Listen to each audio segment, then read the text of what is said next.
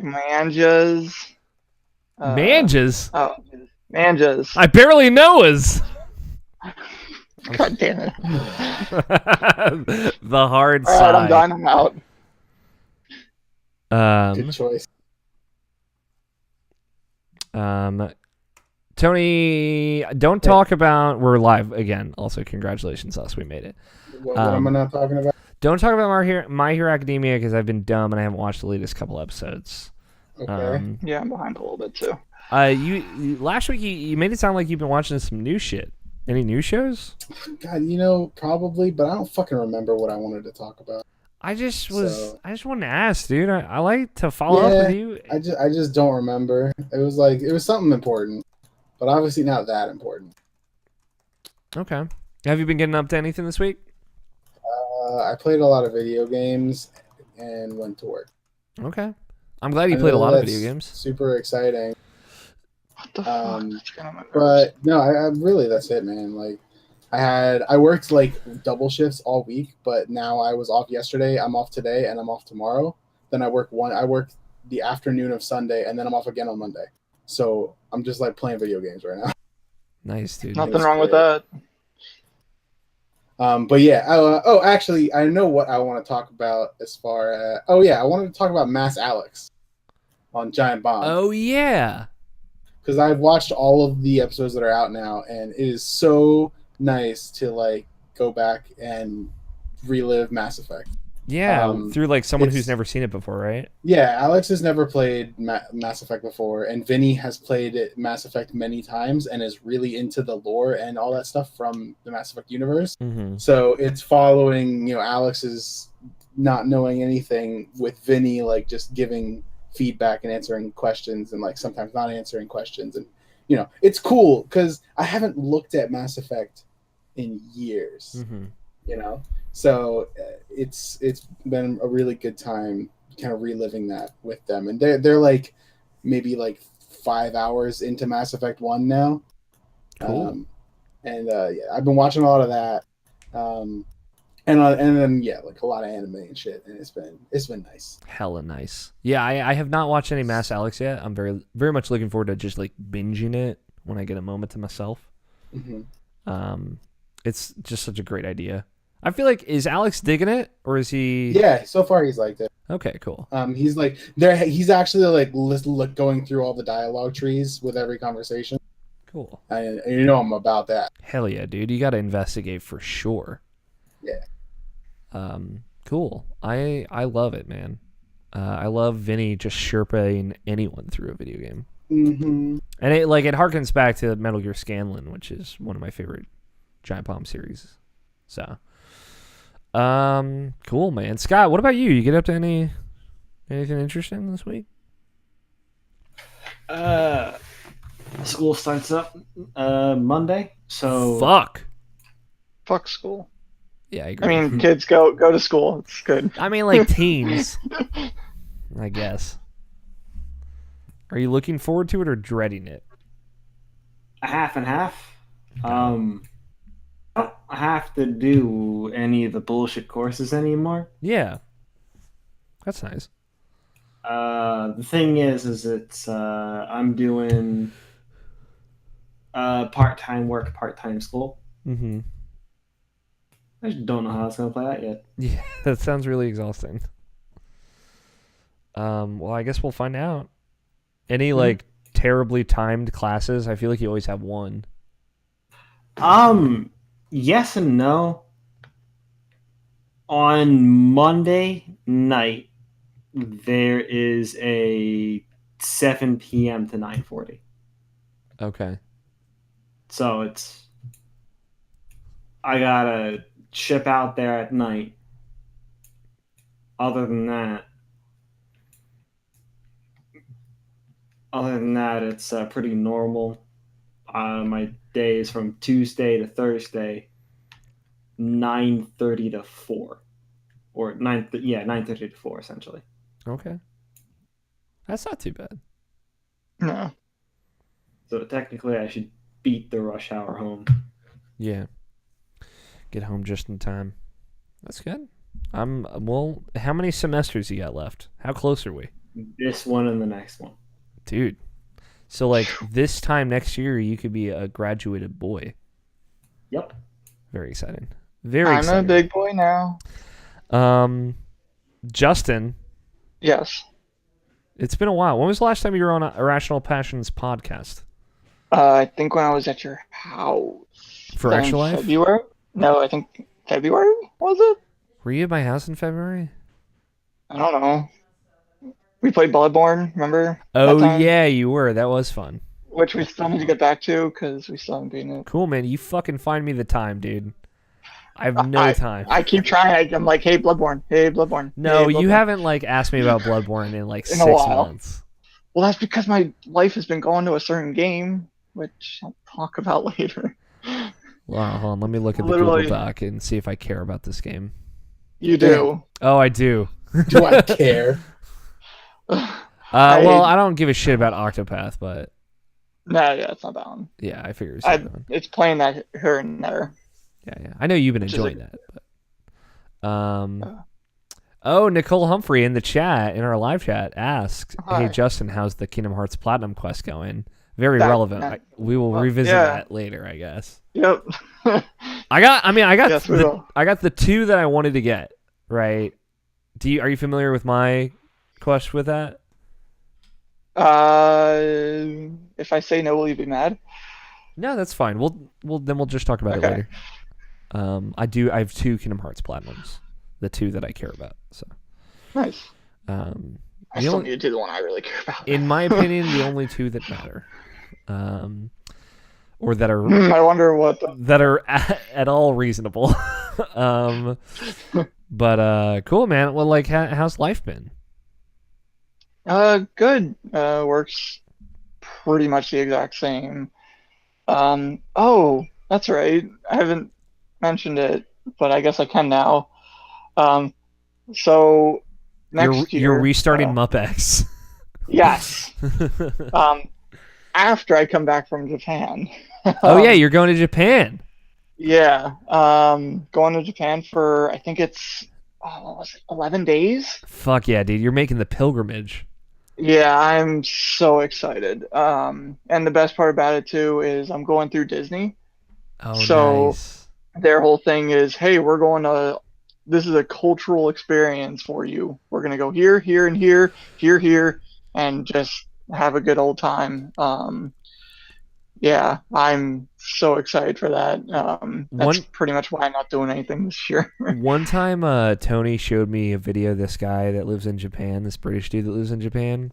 I still watch his show on YouTube. So good. I figured, and he like went to a fancy Japanese restaurant where they had silverware, and it really fucked me up. Oh my god. I still think about that, Tony. I wanted you to do that. That guy used a fork. He used a fucking fork, man. It was, and he ate a steak with a fork. I'm like, this seems right, but it's still weird. It feels wrong. Yeah, it feels so wrong. I was gonna say you have to send me that guy. Maybe I can watch some of this stuff. He had some cool stuff. Tony showed me. I've seen literally every video on this guy's channel, and they're all good. He showed me one where they went to like a spa, I guess, like a hot spring. God, I don't know why it took me so long to find that. There are many of those. It was like a little one. I don't know how many little ones he goes to, but it was cool. He got naked with a friend. He talked There you about it. I mean, that's what you do. Here's my thing. Alex, join me. I couldn't do that, man. towel on, bathing suit on the whole time. I'm too prude. No one sees my wang but me. I see it. Maybe later. Tony Alex. could probably Maybe see later. it, but that's it. All I have Never to do is- Scott. all I have to do is come into your room while you're asleep and not turn off the fan. That sounds so bad. Let me just leave But the it's fan on and I can do whatever I want. Also, body dude, is I had a fine. pool. It's too late. Yeah, sure. I saw Scott in a swimsuit once. It was cool. I think it was Was it actually hot? just a swim shirt. Oh no, there was that time we all wore scuba suits. Never mind. Fuck yeah. We looked fucking cute in Honey? scuba suits. Where is my scuba suit? Where's my scuba suit? Scuba Steve. Scuba Steve, Yeah, that's what we the, called each other. We were all Promise. Steve that day.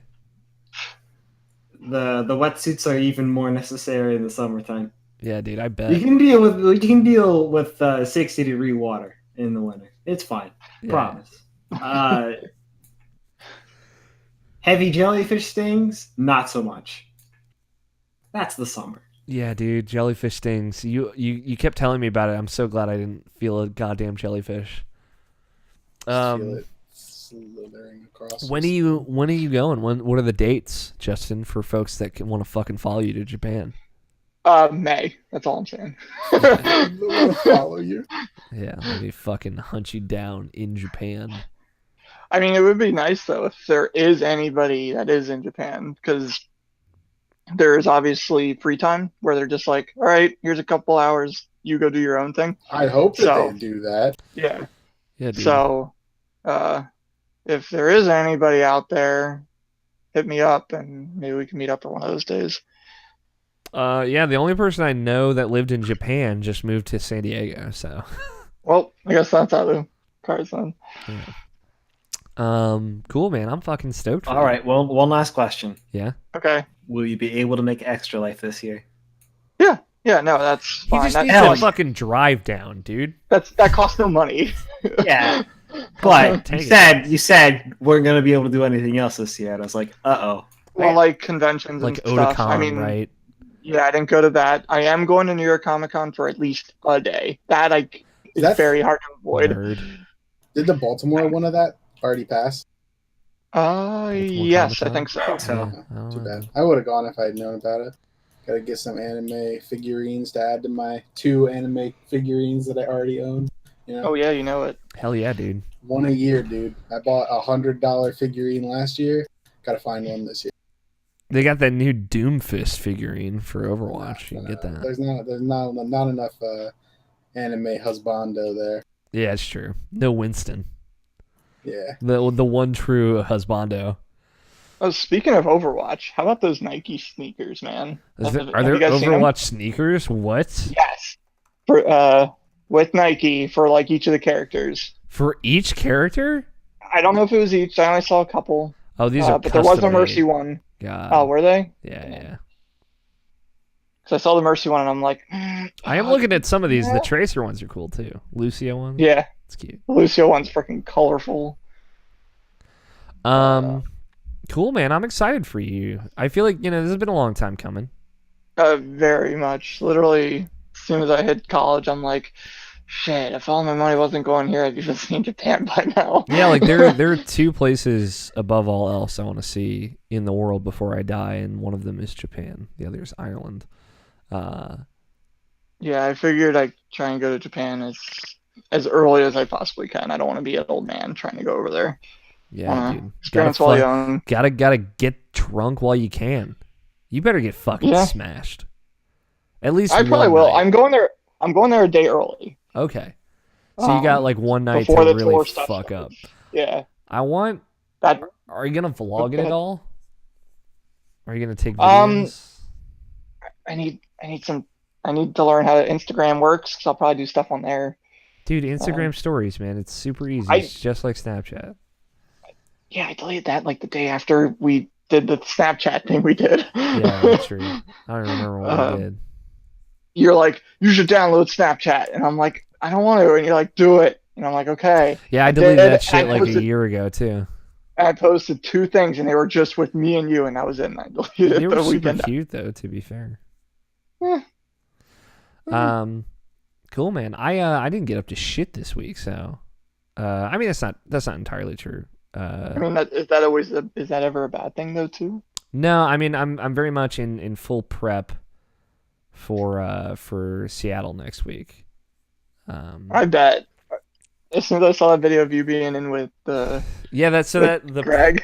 promo video, the official promo video for the Kind of Funny interwebsite tournament for the Pear Cup, the Pear Schneider Cup, is out there with me in it. That was weird to see too, because it's like, fucking. It starts with Blessing, our good friend Blessing from OK Beast, and then it's got like a bunch of really cool people, like Khalif Adams, or I think that's his last name, Khalif from Spawn on Me, and Like right after me is like Andrea Renee from What's Good Games. And like Jonathan Dornbush from IGN, and it's just like my dumb fucking face. Which they asked for a picture, and that was the one that I gave them because I thought it would be funny, and it was funny, but I was also like, God, this is horrible. But yeah, there's like a promo video for this kind of funny website tournament that's going to be at PAX West, with me in it. We have like a dumb idea for like me and the three other IP folks going, for what we could do to show up and like have a bit, but I don't know if we're gonna do it. Maybe I'll tell you guys the idea on break, but it was pretty silly. Do you know what the games are that's going to be? Like any of them by chance? So I do, but I'm not allowed to say what they are. Okay. That is. I was just curious if like, I you wasn't didn't sure if figure it out. I'm not even sure if I'm allowed to say that I know what they are, but I do know it.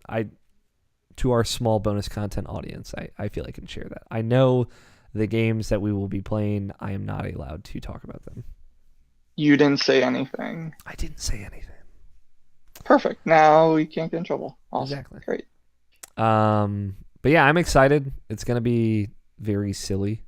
It's gonna be live streamed also. I found that out after the fact. So that's gonna be one of the panels that is live streamed. I don't know if they're gonna have direct feed for the games though. So I would say it'll probably just be the show, the panel itself, live stream. So I found out that Dan Reichert is going to be representing Giant Bomb, and basically, and I think you'll agree to this, Tony. All the writers said like, "Hey, you can't fucking lose to Reichert." Like I don't care if you get knocked out in the first round as long as it's not to Dan Reichert. Nah, he's gonna kick your ass. That's the thing. Like Dan's pretty good at video games. We all joke. It all depends on what these games are. They could be I mean, again, I don't know. They could be the stupidest games ever that like nobody's ever played. Like, I don't know, some stupid phone game, and everybody has a phone chance. games. I said a stupid phone game. I would say that they are not stupid phone games. I can say I feel comfortable saying that, Justin. Okay. They're actual video games, but I don't know. I'm just very nervous at this point. I should probably come somewhat prepared, but we'll see. I don't know. I'm excited. I hope people tune in. I appreciate everyone on Twitter for cheering me on. It's super sweet. More people were cheering Blessing on, and that sucked. But I was also told I can lose to anybody as long as it's not Blessing or Dan Reichert. I will probably lose to like Andrea Renee, which is fine. I've played Destiny with Andrea Renee, and she's very much better at me than video games. So I would be okay losing to her. But Dan Reichert, hell no, over my dead body. Let's you guys want to get the podcast started? Yeah. Get this party started. I forgot to grab my glass of water before we started, so I'm gonna go fill up my glass of water, and I will be right back. And actually, I'll put up our little BRB thing, and we will be right back with the actual beginning of the podcast in just a moment.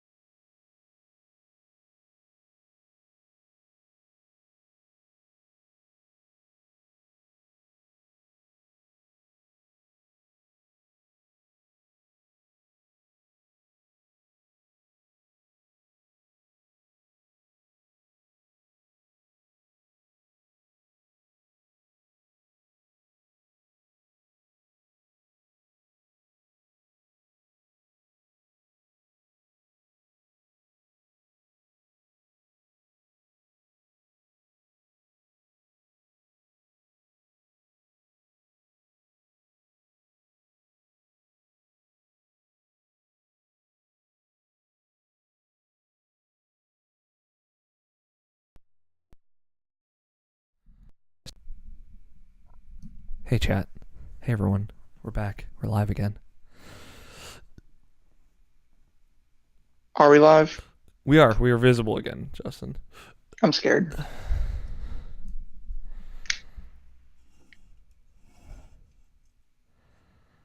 Hi,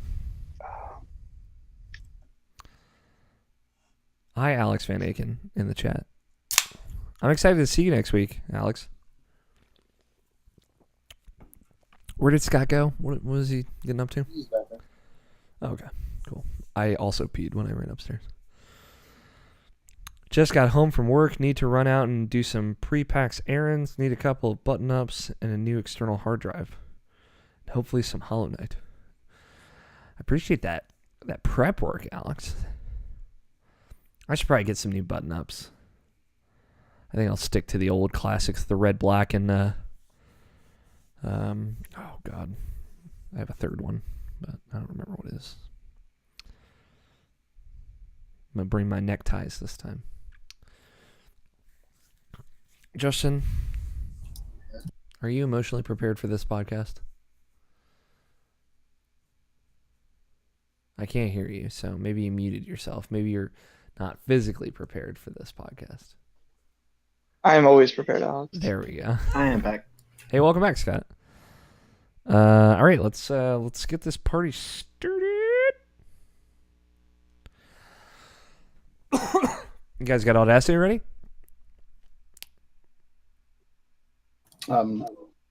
Audacity. Ready. It's ready. Cool.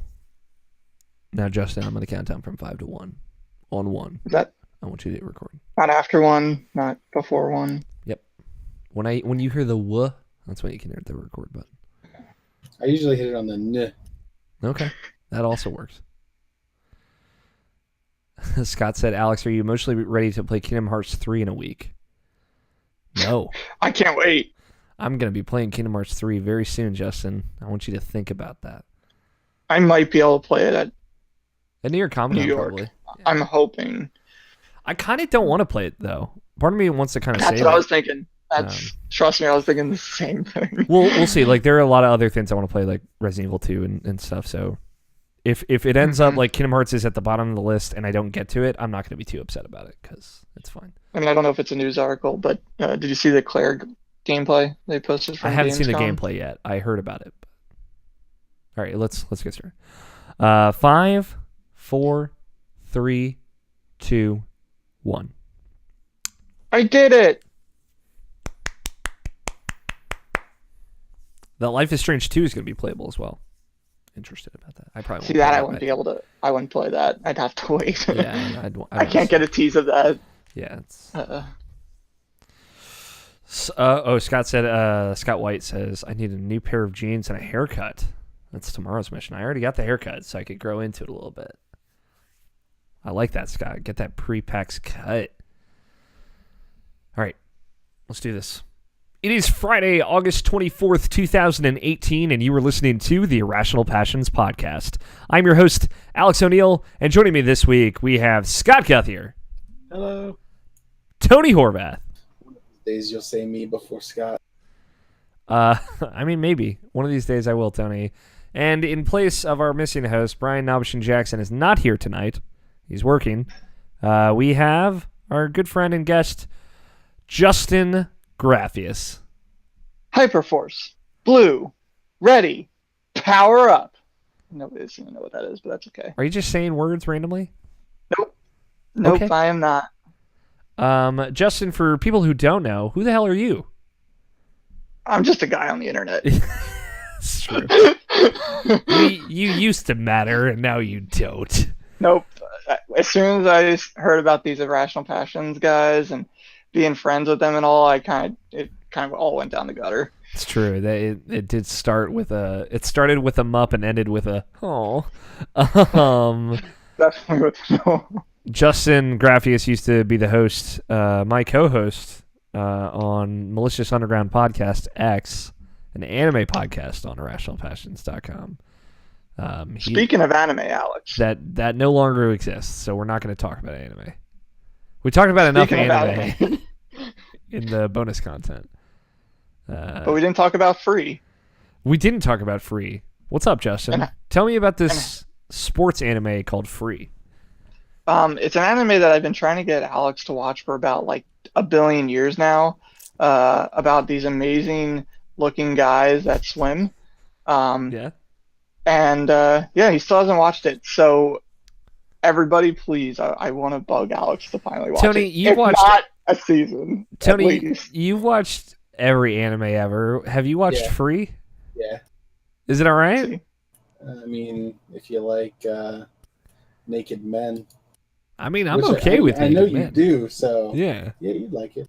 Okay. And swimming. Like, if you like both those things, you're good. I've heard from people that Free is a legitimately good show. Yeah, it's fine. Okay.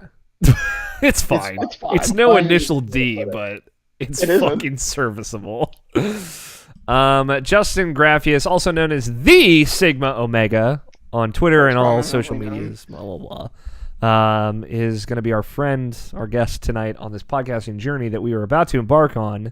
Welcome to Irrational Passions Podcast. It's a video games podcast where we talk about the games we're playing, the news that's happening, and boy, do we have some actual news to talk about this week. Gamescom was this past week, and while we were not in Germany to celebrate video games, tons and tons of news came out about it, so we got a loaded news segment after our first break, including some graphics card-related news I'm going to have to lean on Tony and Scott for, because fuck knows I don't understand that shit.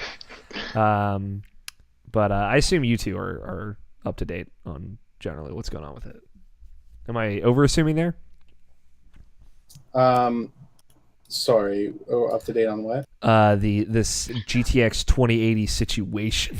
I'm aware. Okay, cool. We'll briefly go over that once we get to news.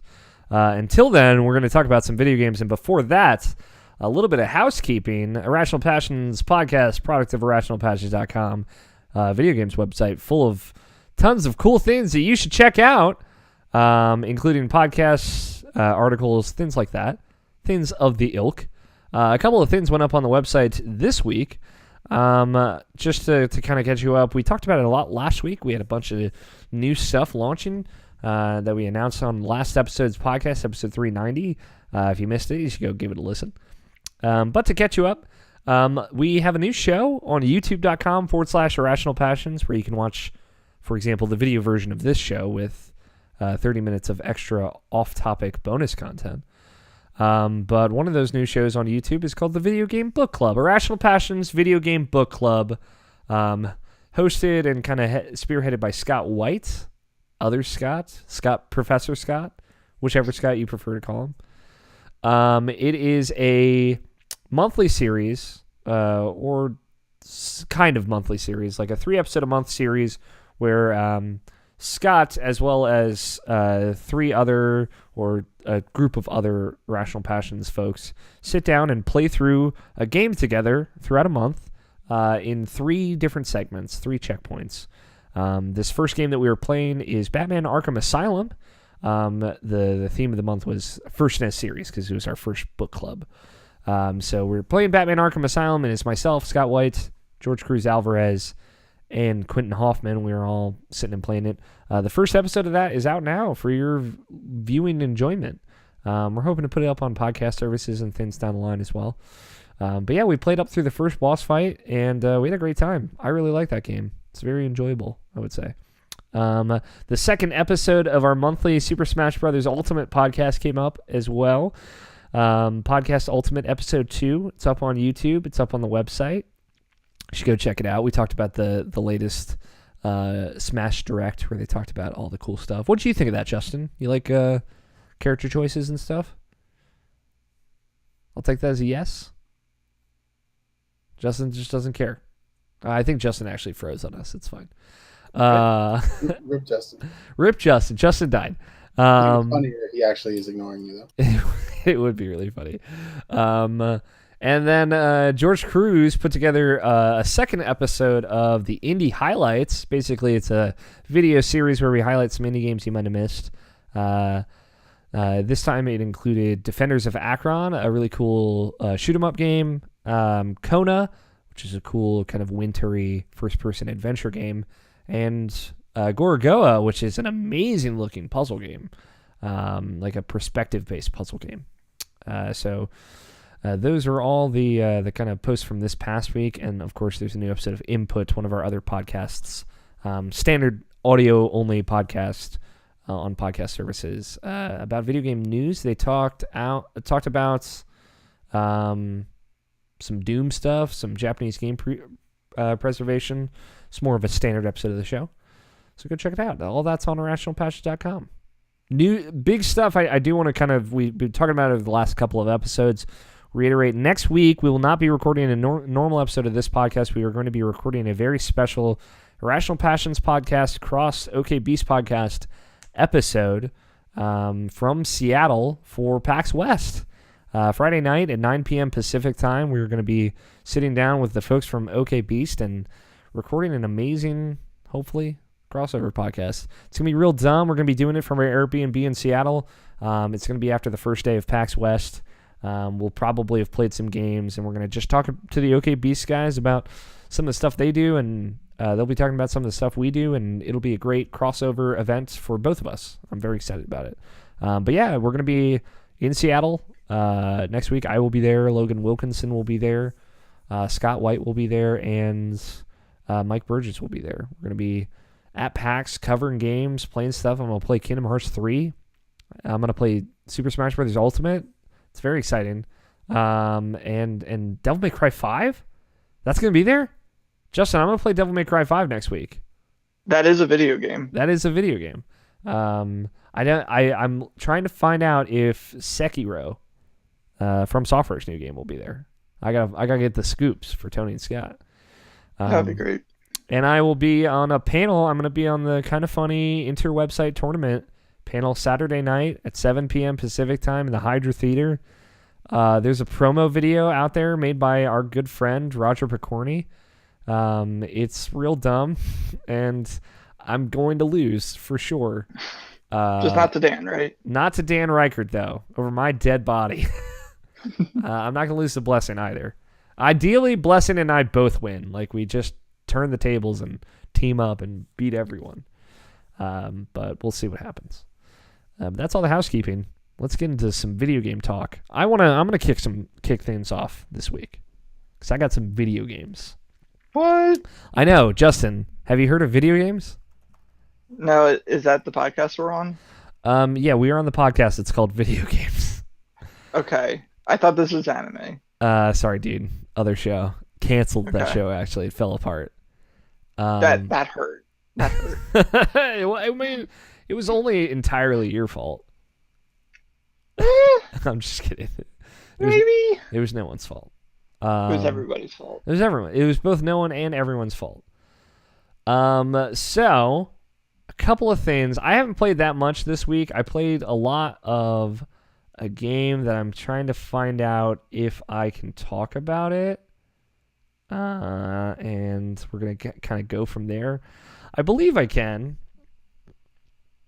I think I can. Yeah, I mean, there's nothing against discussing this game in this little spreadsheet I have here. I just can't review this game. It's a game I played at PAX East, and it really, really blew me away. It's called The Messenger. It is a Nintendo Switch and PC game that comes out on Tuesday. So ideally, when you hear the audio version of this podcast, I finished The Messenger last night. I don't want to say too much because I honestly don't want to take the experience away from anyone because I talked about it a little bit after PAX East. There's like a whole lot to that game that it kind of peels back layers of itself as you play it. Are you familiar with The Messenger at all, Justin? I think I've seen people start talking about it or at least showing like pictures of it, but other than that, I do not know anything about it. I guess it comes out next Thursday, not next Tuesday. My review will be up next Tuesday on the 28th, but it will not.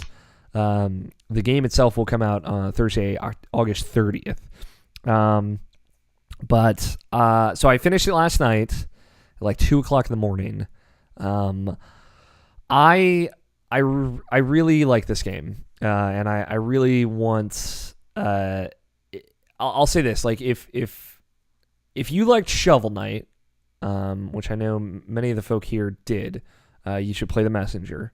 I'm not saying it's a 1-to-1 comparison. It is doing a lot of different things, but I think if that kind of thing rubbed you the right way, I think the Messenger will go even further down that path for you. I just really enjoyed my time with it. Without like showing my hand too much here, it's something special, and I knew that when I played it at PAX East, and it really left an impression on me. It stuck with me. I've been thinking about it ever since I finished it. It's only been a day, to be fair, but it's really cool. It does a lot of cool things, and I think above all else, the less you know about the Messenger going into it, the more it will blow your mind, and the more it will just surprise and delight you. Like, I knew a lot. I knew way more than I wanted to know going into the Messenger, because kind of the way they previewed it was to be like, hey, I know it looks like this thing, but let me show you how deep this rabbit hole goes. So I sat down with the director, Theory, at PAX East, and he kind of went into dev mode and showed me very, very late into the game how crazy it gets, and how much it evolves on just this basic, on the surface level, it looks kind of like a NES action platformer, like Ninja Gaiden. I would compare it to I was gonna say that 'cause I was just looking at the pictures and it looked like that. I was gonna ask if it was like that at all. Yeah, so I would say the Messenger hit. So the reason I do want to talk about it now is because we're probably not really going to talk about it until 2 weeks from now, because we'll be in Seattle next week, and so this is my only real chance to talk about it before it or around when it comes out. The core mechanic of the game is something called the Cloud Step. So when you slash your sword, it's 2D action platformer. You play like a ninja looking dude. If you jump and hit something with your sword, you actually have to connect it with something. They have these lanterns that you can kind of hit over and over again in the environment. If you hit something with your sword in air, it allows you to jump again. It's a really simple mechanic, but it's brilliant. It is absolutely brilliant. And all of the later upgrades you get in the game just kind of make that one base mechanic even better. So everything is kind of built on top of this mechanic, and it's just really smart. I don't know if another game has done it. I would not be surprised if another game has done it before, but I don't think I've ever played anything that did it as well. And kind of toward the middle to the end of the game, you're using both of this basic cloud step mechanic of slashing something in the air and then being able to jump again, to have infinite air time pretty much. And you're just in the air constantly, but you're not just jumping, right? You have to be on your toes. You're attacking enemies and using a hit against an enemy to keep yourself in the air, and then using that to attack another enemy and moving forward and up. So as an actual platformer and as a game where jumping is one of the main mechanics, I don't know if I've ever played a game with jumping that felt this good. The jumping just feels so good because it's built on top of this really brilliant, really simple mechanic. And it's just awesome. The platforming in this game feels better than most platforming I've ever played in my life. And that is an accomplishment. And it's not just that cloud step. They give you cooler things as time goes on. I just don't want to necessarily spoil that for anyone. But that's the thing that you have from the very beginning, the very tutorial is the way they kind of get you to understand hey, you're going to be using this for everything in this game, is they have a long, a tall wall and then two lanterns kind of staircases up. So you jump, slash one lantern, and then you jump again, and then you slash a higher lantern, and then you jump again, and then you get on top of that wall, right? So that's how they introduce that mechanic to you. And it's from that point on, you're oh, this is fucking really cool. and I bet they're going to use this in some really devious, really clever ways, and they absolutely deliver on that constantly. They never let up on how well they deliver on that. So like, this is just literally, you see all this in the first 10 minutes of the game, and it gets way fucking crazier than that. Like, way crazier. Go ahead, Justin. You said it was like Shovel Knight. Is that because of the aesthetic, or is it like that in the gameplay? It's pretty where much it's like, just because of the aesthetic. okay, is it more Metroidvania, or is it like level based? It is level based. Okay. Things change as the game goes on, though. Like they widen the spectrum of what you're seeing. Now, if you really, I'll say this, like there are previews from earlier this year, from like April of this year, when they first started showing the game. If you really want to know like how that game basically changes its whole setup, before you play it, you can go find those previews and learn that. I would feel much more comfortable to you, Justin, and everyone else listening, to not tell you that and have that be a surprise in the game, because when it happens, it feels so good, and it takes you so by surprise.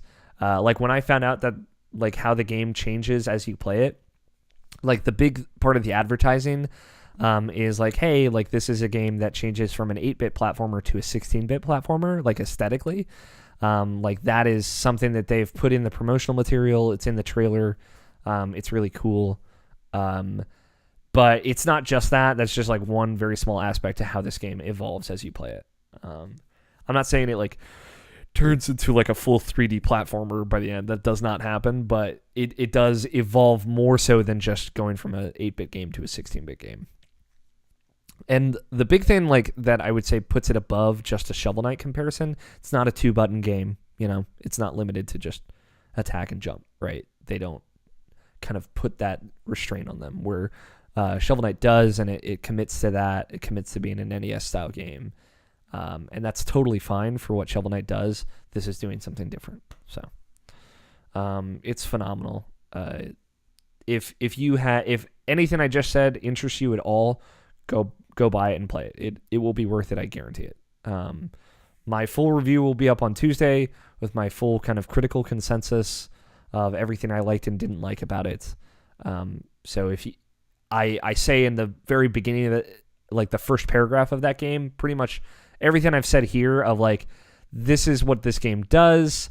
I don't want you to know anything more about this game before you play it. If any of this interests you, go buy it. Don't think about it. Don't read any more of this review. But if you want to know more, I will tell you more. Just understand that you are kind of spoiling a little bit of that experience for you. Going in blind to that game is the best, absolute best way to play it. And I promise you, I've barely scratched the fucking surface with what I've said just now. So it's very good. And you'll hear my full thoughts soon. But yeah, The Messenger, out on Thursday. It comes out on Switch and PC. And it's worth a play, I would say. Does it grab your interest at all, Justin? Yeah, as soon as I looked up the graphics, and obviously, like you said, the Shovel Knight aesthetic, but then as soon as I started seeing that it was a Ninja Gaiden thing, I'm like, okay, you're selling me here. And then everything you were saying with like the systems make pretty much saying like it's a fluid Ninja Gaiden game, at least the old school 2D ones. Yeah. I don't want to actually look up anymore if you're saying there's a lot to it. So I think I will go blind, because that's literally all I know is the couple screenshots I saw and what you said. So yeah, I'm definitely there are like some amazing GIFs of this game out there. I'm definitely gonna work those into my review also, just to see that game in motion is really cool.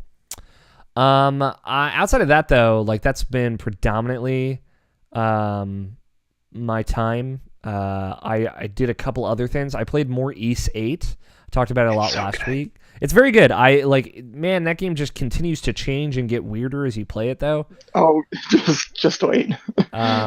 Just wait. Have you finished it, Justin?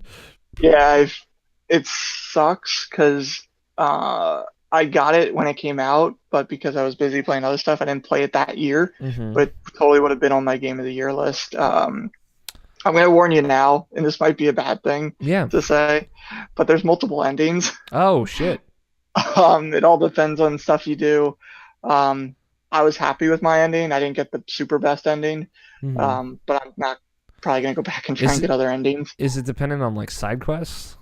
Yeah, stuff like that. I think some other like there's like really strong beasts around that I Y- think if you beat those two, I can't remember. I looked it up like right when I was pretty much at the end. Sure. Um, I didn't know that. Yeah. Although I shouldn't be surprised. It's a fucking JRPG, JRPG. It's like a super JRPG. oh yeah, Um, there's so much stuff in that. I was trying to do all the side quests, but at some point I'm just like, I need to go. I I so need to. I'm about 25 hours in and I've done everything. So I'm feeling pretty good about myself. Um, right now, so like going off of what I talked about last week, there's like a central kind of mystery, or I would not say even central. Like for the first 15 hours, it's a very much a background story element of like Mhm. they're like at all the main characters having these weird dreams and about this girl named Donna, and it's like what the fuck is like what is how is this at all relevant to what I'm doing? And eventually Oh, you realize like there's like a weird shared consciousness kind of going on between them, and oh, and then it gets even crazier. I can't spoil it, but like it I gets I even like more I'm crazier than that. expecting it to get weirder too. But like so I'm at a point where like I have now have Donna in my party um as a character, and like I don't want to get too into it. I mean, it's not I feel like it's not a spoiler because every trailer you see for this game has like this aspect to it, but like really it doesn't become relevant until like 15 to 20 hours into the game, Hmm. which is super weird, but fine, I guess. But yeah, like Donna is like from this bygone era thousands of years ago. It's like, how is she still alive? I have no idea. You find her in a tree, which was like the only part of the trailer that I remember before I ended up buying and playing this game. Was like seeing Donna like curled up in these branches of this tree in like the modern day. So you're kind of like jumping back between these memories of playing her by herself in her era, and then playing adult and the full crew and party in like the modern era Hmm. where she is from. Like this city on the north side of this island is like all dilapidated and rusted out. But like I was talking about last week, how it's cool how you're doing these different things and you're rescuing all of these people from the shipwreck. And then like so that's all the southern part of this island, and then you get to this northern part of the island, and it's like, all right, there's like this ancient ruined city, and we've kind of like left all of that stuff behind, and I assume it kind of loops back in on itself. There are more castaways to find, but Oh, there's a ton. yeah, but it's like gotten away from that into this very weird like past, like also this game does not know how like time travel mechanics work at all. Uh, Just wait. I'm That's all so I gotta excited say. because like man, there's just stuff in it that does not make any sense. And They have their own thing going on, yeah, and maybe it will be maybe they'll try and explained. explain it, but which I'm pretty excited to see them try and explain this. There's a moment where like I don't know if you remember this, Justin, because it's a pretty small thing, where like one of the characters explains to the other characters what evolution is, where like it's like a thing, like a newly discovered thing in this world, and it's Oh, when they're talking about like the monsters and yeah, stuff. right. They're like, oh, this is, but like one of the characters is just like, and that's what evolution is, and it's like this Uh-huh. weird like sixth grade science lesson in this game, and it's like this is dumb. I think Uh, that's one of my favorite parts about the game, though, too. The island feels like it's its own character. hmm You go to one other part, oh, these monsters are different. Yeah, They actually feel stronger. Like, yes, it's an RPG, so obviously as you go further, it's going to escalate, but every part of the island feels like its own separate thing. yeah, it's cool. Like they do a lot to make that place feel like a place, and that's I think what made the whole aspect of Castaway Village and finding all the castaways and the people that got lost on the Hmm. shipwreck like feel cool is because it feels like you're going this island feels like a place that you're kind of unraveling as you explore it, which is cool. I feel like there's not much island left for me to see though, which is kind of a bummer. There might be some patches here and there. Yeah. Um, I've definitely found areas that I can't explore yet. Like you have like these kind of Metroidvania-esque abilities that you get throughout. Like I just got the double jump for reference, Justin. That's where I'm at. okay. No. So like that you get this item that lets you double jump, right? You get like an item that lets you climb vines, which is dumb, I think still. So the first I'm not gonna say classic Ys, but like when they started doing the 3D ones, they started doing that kind of stuff, and yeah, same kind of items like climbing vines, and all of a sudden you climb the vine, and then as soon as you get at the top, oh, now you need another item, so you switch to another one, and then yeah, you have to continually switch, which is the only bad part in my opinion. Yeah, it's weird that you can only. I'm at a point where I can have 2 of these special items equipped at the same time, but I'm still like switching them out all the time. It's like, ugh. But Yep.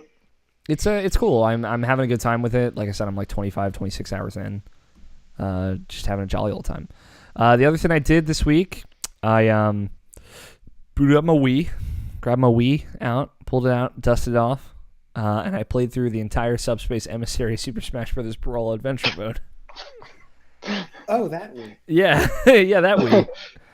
Not the Wii U, because you can't play Super Smash Bros. Brawl with a GameCube controller on the Wii U.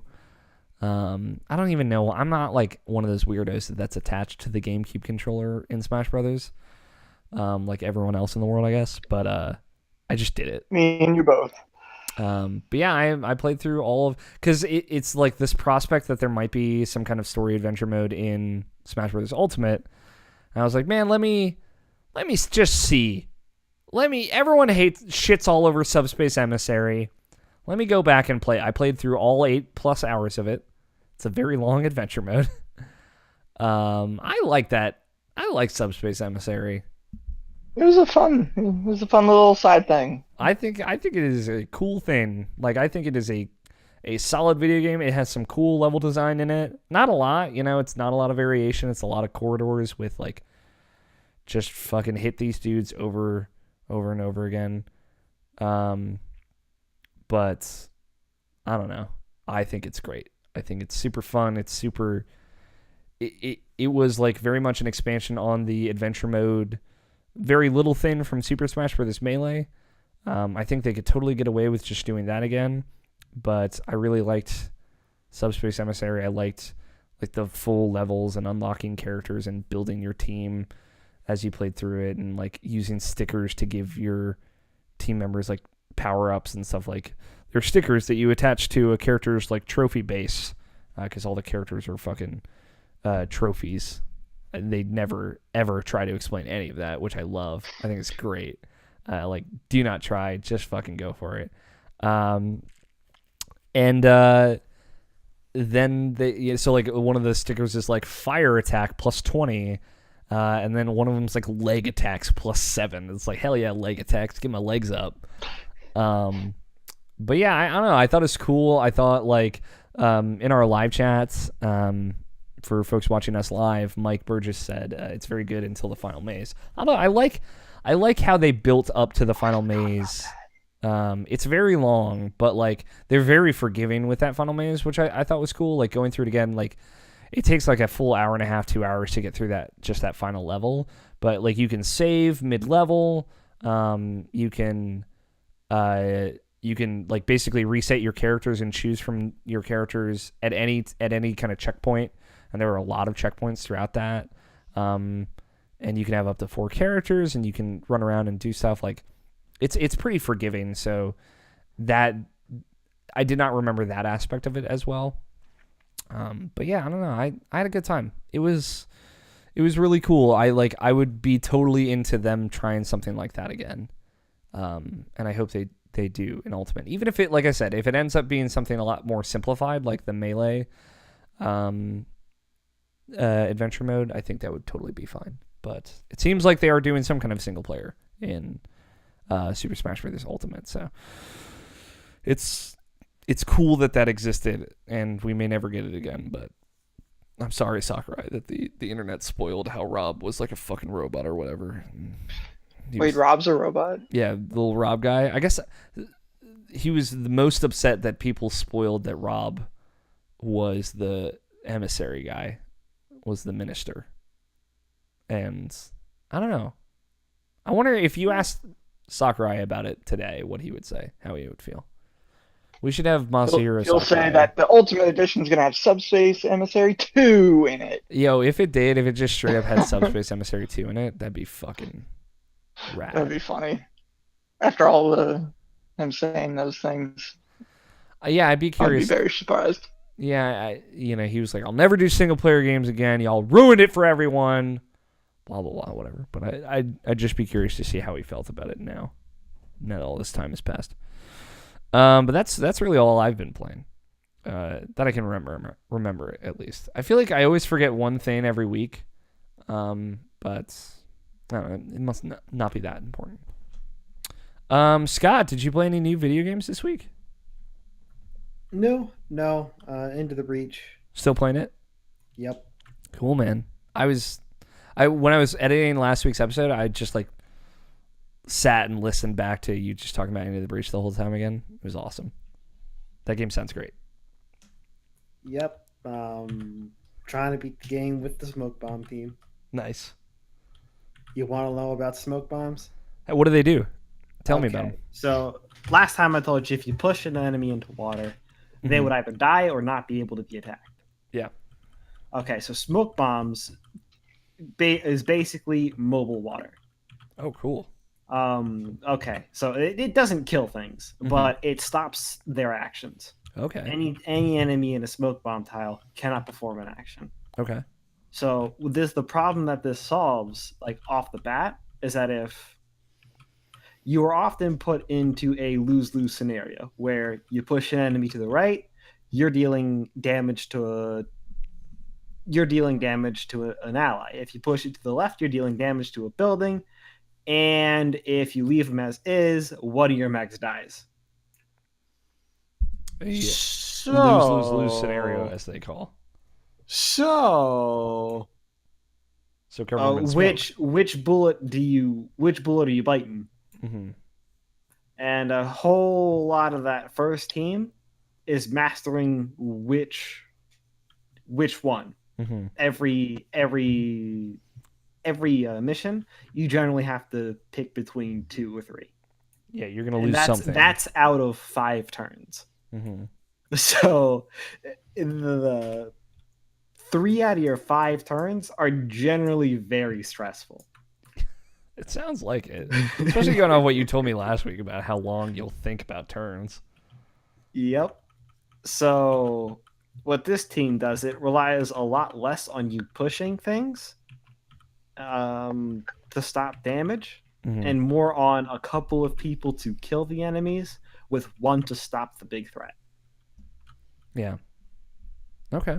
It's good, but it's a lot harder to clear enemies, because a lot of the times how I would solve that other scenario is I would take one of the other mechs and I'd punch them into the mech that was about to get hit.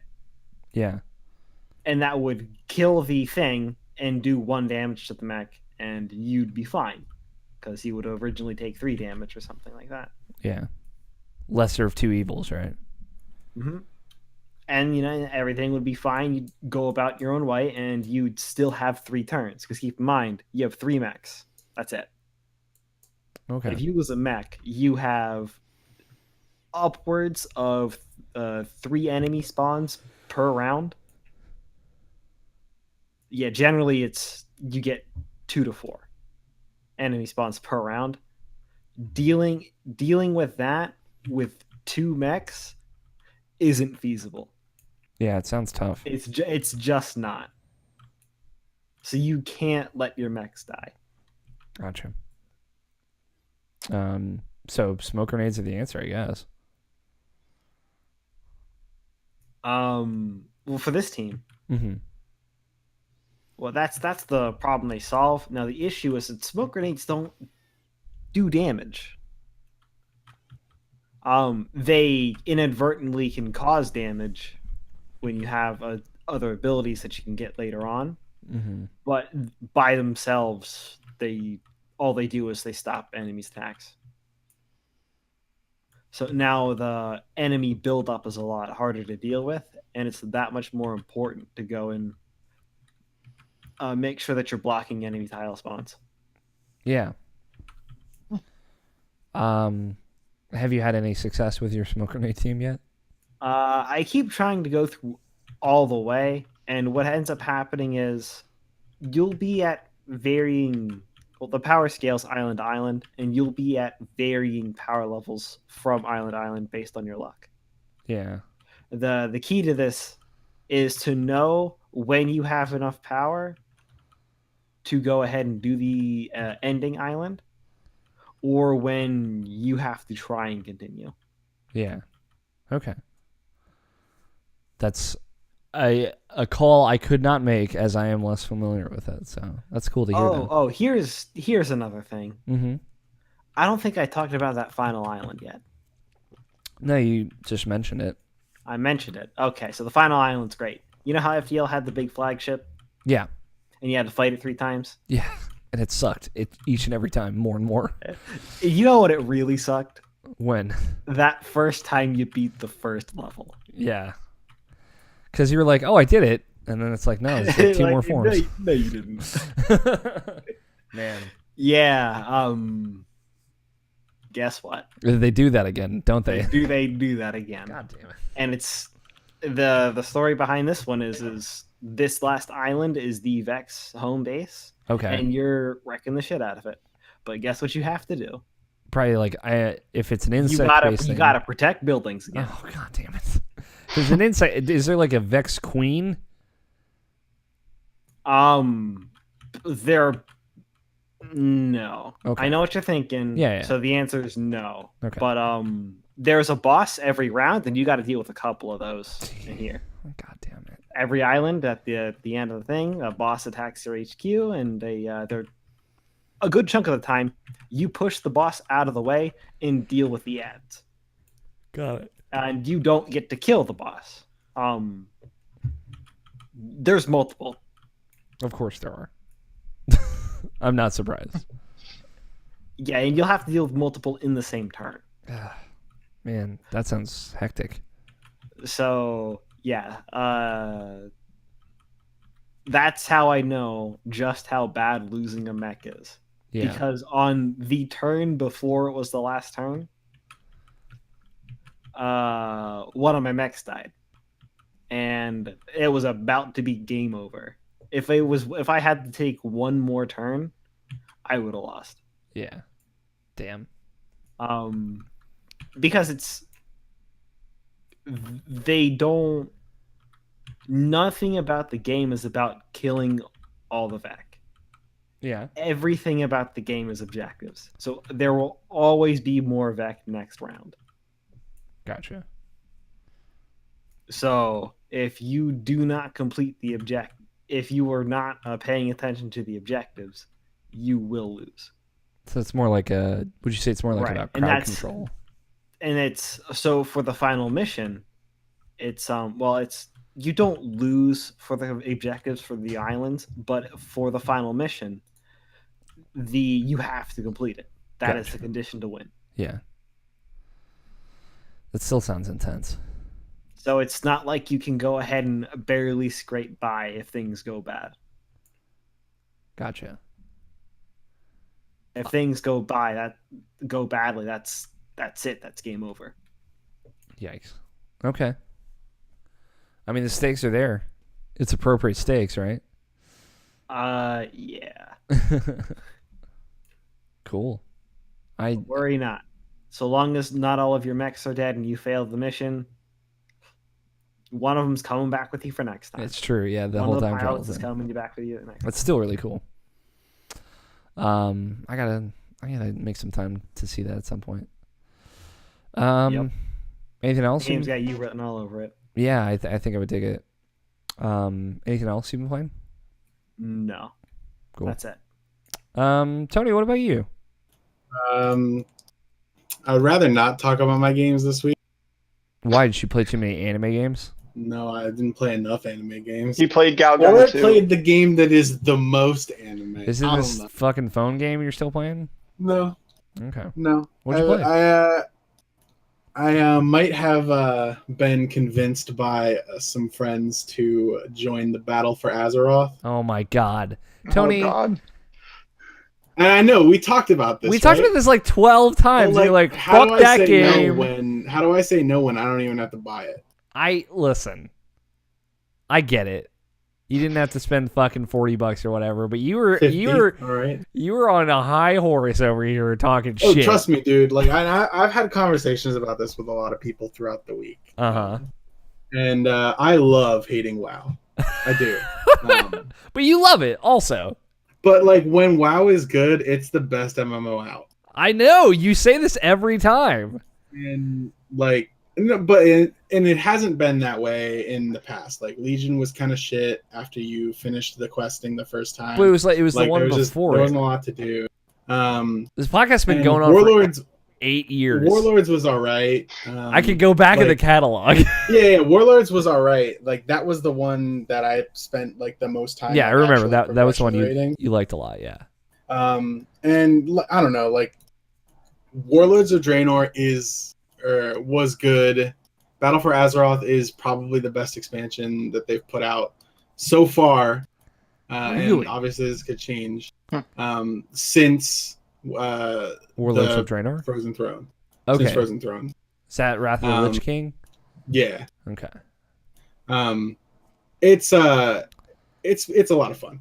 Okay. It really is. And like I don't know. Basically what happened was like my friend was like, "Hey, here's the game. Come join our guild." I bought it for you. Stop bitching. You're gonna play with us.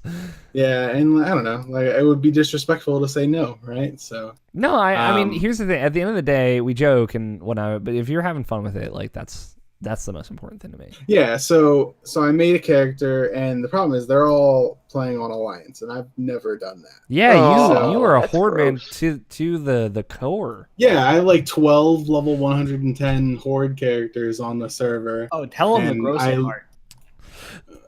Go on. Go straight to the grosser part. What is the grosser part? I don't know, Scott. You'll have to tell me which gross part you want to know about. They decided to all play Alliance, whereas all the Alliance raiding guilds switched to Hordes. Yeah. So I was gonna get there. So they're all like, "Hey, we're on Alliance on this server. This server's got like 300,000 total players on it, which is very, very low." So I made a character on a different server, and it turns out that server also sucks. And so I was like, "Man, like this is the third most populated Alliance server, and it's trash. What happened?" So I dug a little deeper, and it turns out like I went to wowprogress.com. That's where it tracks every guild, like how many bosses they kill in like the raid tiers and stuff. And there were 4 guilds who were 11 out of 11 bosses completed on the heroic difficulty of the previous raid tier, which was the end of Legion. And of those 4 guilds, remember 4 guilds completed all 11 bosses by the end of the expansion. Mm-hmm. 2 of them, if you like click on it, because a lot of them you'll look at a guild and then you click on it and it's like, we're recruiting this many people, and we need marksman hunters or whatever. And for these ones, both of them were like, hey, we transferred to this like to Thrall Horde instead. So the faction changed and realm changed to different places than this third most populated Alliance server. That's 2 out of 4. The other one is inactive. It has 0 members in it. And then 1 is still a guild. So anyway, I got curious at that point because I hadn't looked at this stuff in a while. So I was like, okay, let me go check out Mal'Ganis Horde, which is my old Horde server. Yeah, where my crew still is. And there are something like 50 guilds that were 11-11. Mm-hmm. All raid bosses complete. And, there are 1 million players on that server instead of 300,000. So I was like, okay, this is bad. So I was like, okay, the class I picked is kind of meh. I decided to play a shaman because I had never played one. And it was the one healer that I never really got to play. And I just really didn't like the class. So I boosted a new character. So at this point now I've spent $60 on a different realm, but I didn't even go to a more populated realm because none of my friends would come with me to Horde. So now I'm on like another bad server with playing a different character that doesn't have a healing spec. I'm playing a demon hunter now. And I just hit 120 on there, and just going to play with their guild and go until they quit, and then probably just realm transfer and faction change and play. So that's the plan right now. But really, yeah, it sucks that I have that Alliance is kind of just people. I mean, anyone who cared about rating and like actually doing well in the end game content instead of just like chilling and kind of playing the game is transferred to Horde at this point, save for like 3 guilds on the most populated realm, and that's it. So I don't know how all my friends managed to somehow end up on Alliance this X-Pack. We'll see what happens. Is there like a mechanical reason for that, or do people just like Horde better? So there are, and this is going to sound terrible, but it's fucking true. Okay. There are more skilled players on Horde than there are on Alliance. Straight fact. Like, you cannot recruit enough good people to make enough good guilds for there to be a competitive rating environment on an Alliance server. It's just not possible. So as guilds see this and come to this realization, they think, okay, well, how do we get more people to fill out our slots and make our guild better? The only option is to transfer to a more populated server on the Horde faction. Right. Because that's where the skilled players are. It's kind of only PvP too, because they do reasonably in PvE content, so it's kind of just in ratings too, in raids. Damn it, because they do reasonably well in PvP. Yeah, like I think if you're playing the game just to PvP, then it doesn't really matter what side you pick. Horde is technically favored in most PvP situations because of the greater number of players. And if you're like, I don't know, like if you're gonna play the game and be seriously like trying to go for ratings or whatever, and I've never been into PvP, but it doesn't make sense to pick Alliance for anything other than I'm a casual player. Yeah. Or I prefer, like brick and mortar world locations to more like, savage tent like structures, because there's always been that divide between the two aesthetically. Yeah. But I don't know. I don't think that either one is favored as far as the game mechanics go or how they're balanced, which is good. But as far as what basically the player base as a whole has chosen Horde to be competitive, and anyone who is interested in playing the game on a competitive level, which if I'm going to play this game, I don't really want to and be like, okay, I spent 100 hours playing this, some of the content. I want to like actually play it if I'm going to play it and see the shit in a timely period. So for me, it would make sense to play Horde, but I spent like half the week in this really tough situation of, do I abandon all my friends and play on Horde, which is where I should be, or do I, abandon being able to play the game competitively and play with friends? And so I guess playing with friends did end up winning out in the short term. We'll see what happens going forward. We'll see how this goes. Yeah, because I don't know. I'm in a guild now that has 46 total members. My guild before, had like hundreds, right? Yeah, and that includes people's alts and stuff. Yeah. So, hey man, we'll see. Follow your calling. You know what? I'm glad that you got it. Yeah, and like I right secretly before the wanted you podcast started, right, 120 on my new character. So finally past the point of just leveling. In WoW, each character counts for a guild slot. Yeah, because I forgot about that. Yeah, BDO, it was strange when we first started playing BDO and your entire account was bound to a guild. And in this one, you can be in different guilds on different characters if you want. That's cool. That is good. Leaves you a little bit more wiggle room. Yeah, not really. Of the time it just means you join the guild with all of your alts and stuff, or may have like one alt who's in his own guild, so you can use the guild bank for storage. Your fuck guild, if I may. Yeah. Have you, I assume, like played all the content and whatnot?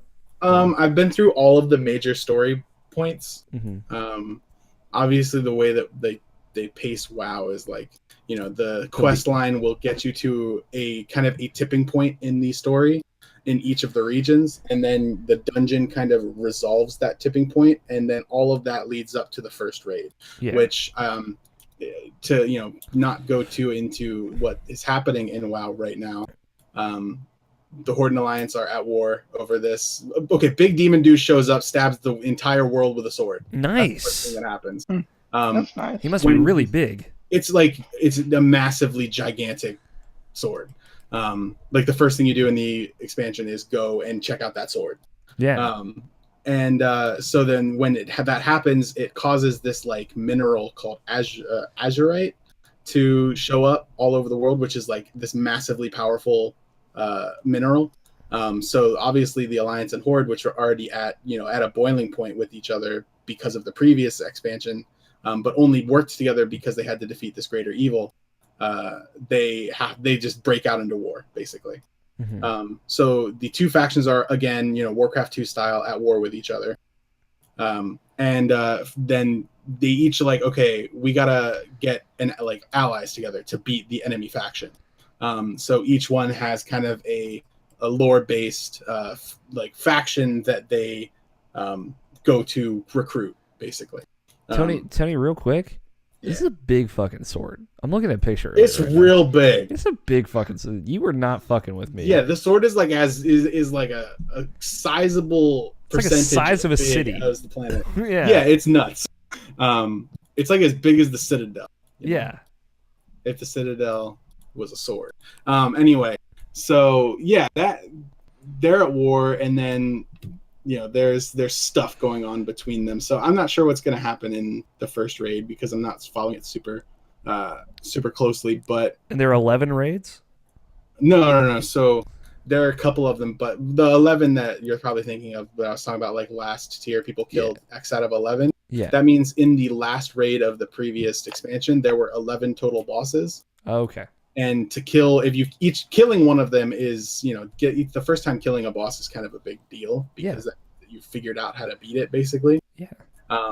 So that's what you're scored on in terms of progress, is how many bosses you've killed. Gotcha. Not just I completed this raid or I did not complete this raid, because obviously in the entire expansion last time on this realm that I was on, only 4 guilds would have completed the raid. Yeah. Wow. Cool, man. And it's not like it's not like it's a huge rush to do it either. Yeah. I don't know. I don't want to talk about WoW very much, but hey man, it is what it is. I wanted the WoW update. We got it. We're good. Yeah, we'll see what happens going forward. I was trying to get Scott to play. He's not going to play. Will's playing though, and all of a couple of our friends are playing, and old friends from BDO are playing. So Scott will eventually play. As is tradition. Cameron Abbott in our live chat, he says he got sucked back in too. Yeah, I saw him on Battle.net. Cool. He's on the Horde. So Justin, did you ever have a tryst with WoW? I know you're a Final Fantasy 14 boy now, but I'm on and off with 14. Yeah, actually, I stopped playing around Cataclysm. My friends pretty much stopped playing around then. We started getting into it, but then it kind of just died off before the next update of raids and stuff came out.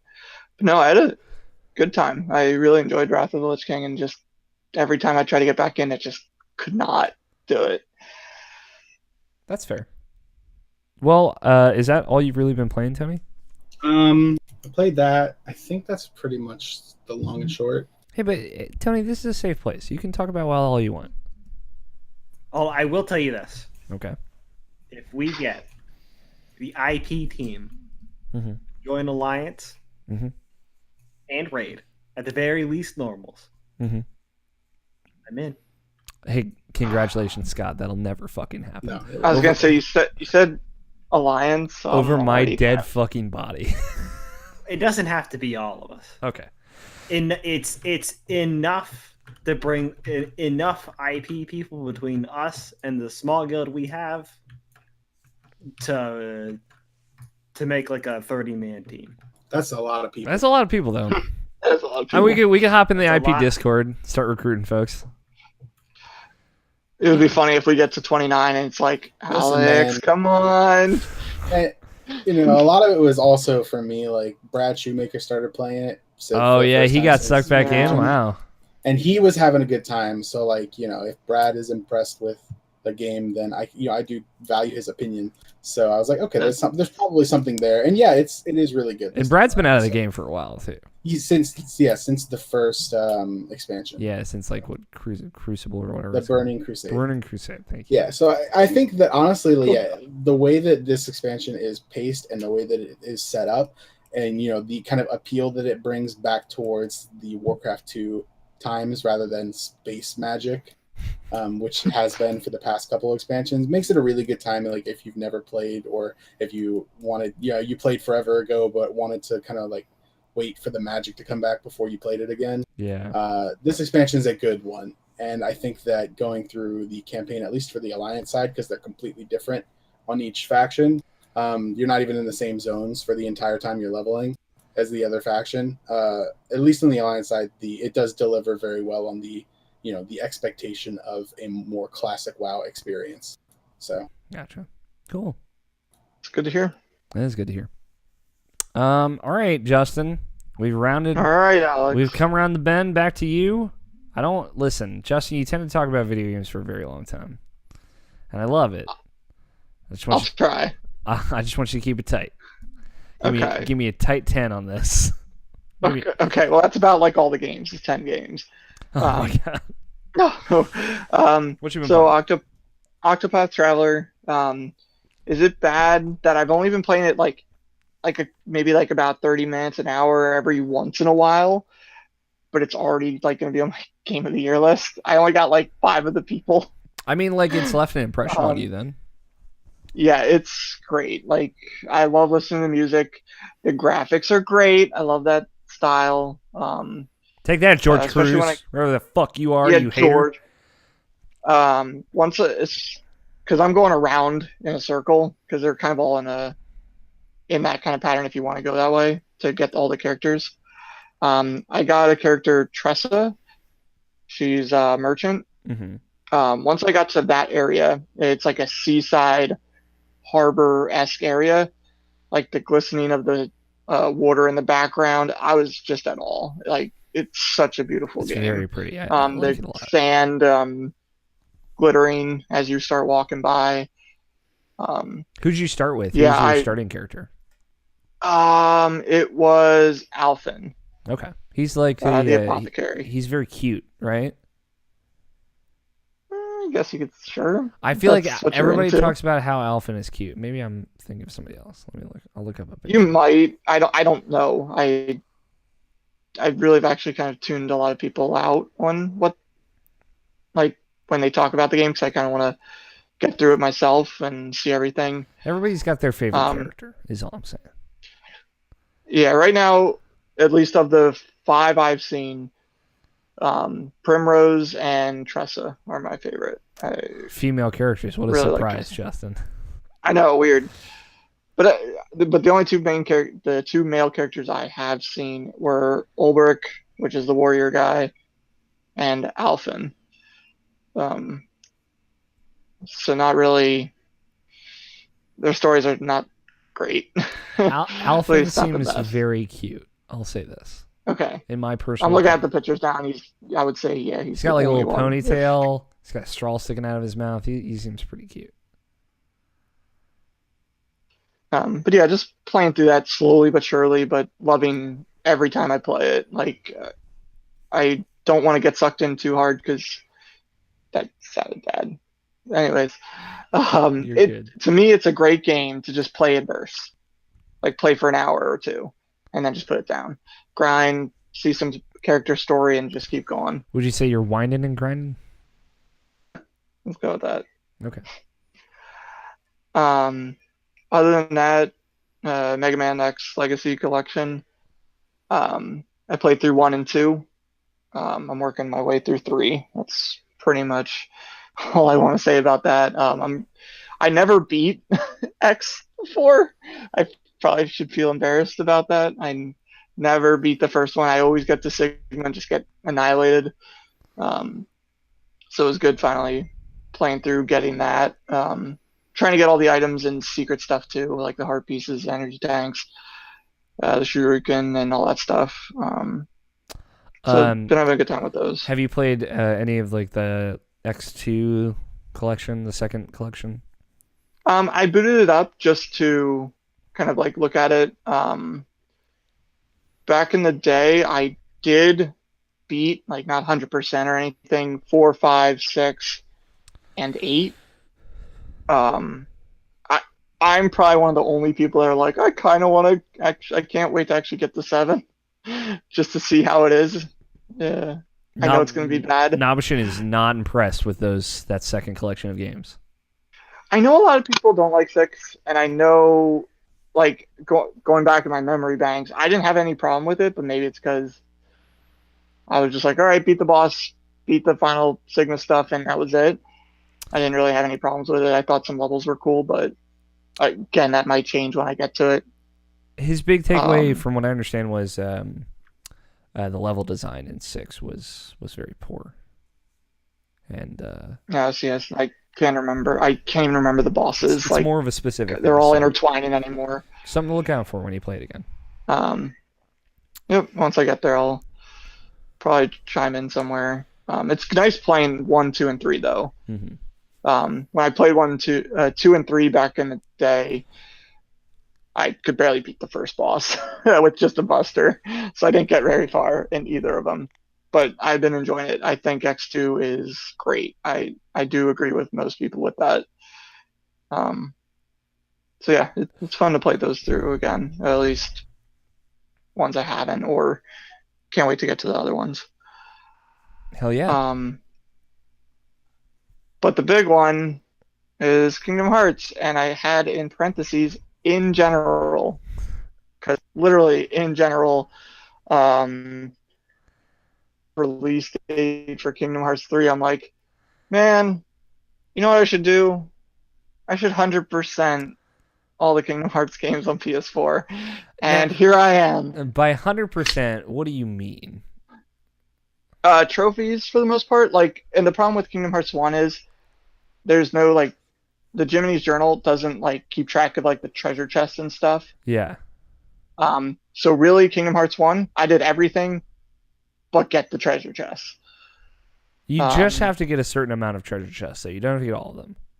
Yeah, you have to get the specific ones for, like, the Dalmatians and, like, certain items and stuff. I think you have to there's a trophy for getting, like, 150 treasure chests, I think. No, maybe. Something like I don't even remember. I was too busy going for all this stuff. So you're trying to platinum them all. Yep. Have you platinumed any of them yet? Yeah, so since then, I platinumed Kingdom Hearts 1. Cool. I platinumed Chain of Memories.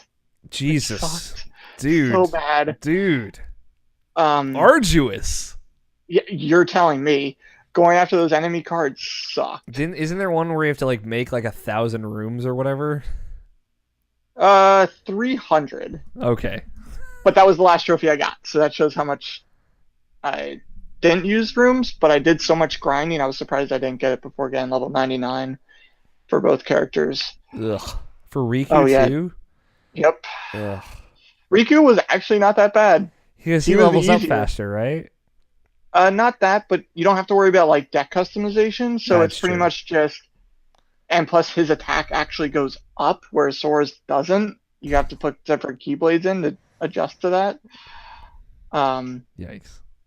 Yeah, so those are done.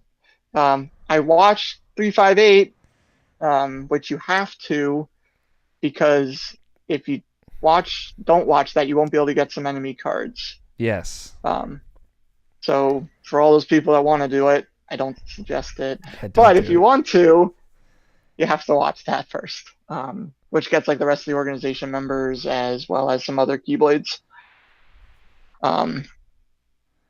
Yeah, no, that sucked. I'm never doing that again. I was dead as a doorknob after I did that. I'm surprised I even jumped to 2 as fast as I did, because I was, like, sick of Kingdom Hearts in general after doing that. Which is where I'm at now. Go ahead. Our friend Nicole Humphrey, who's tuned in live right now, she's also embarking on this journey. She's, I think, in Kingdom Hearts Chain of Memories right now. This sounds terrible, dude. It is. It like, the combat's fine. Like, I'm still fine with combat. I love the combat, but, like, you beat the game for Sora, you mostly can be level, like, 50. Yeah. Or 60. So you beat it at that level.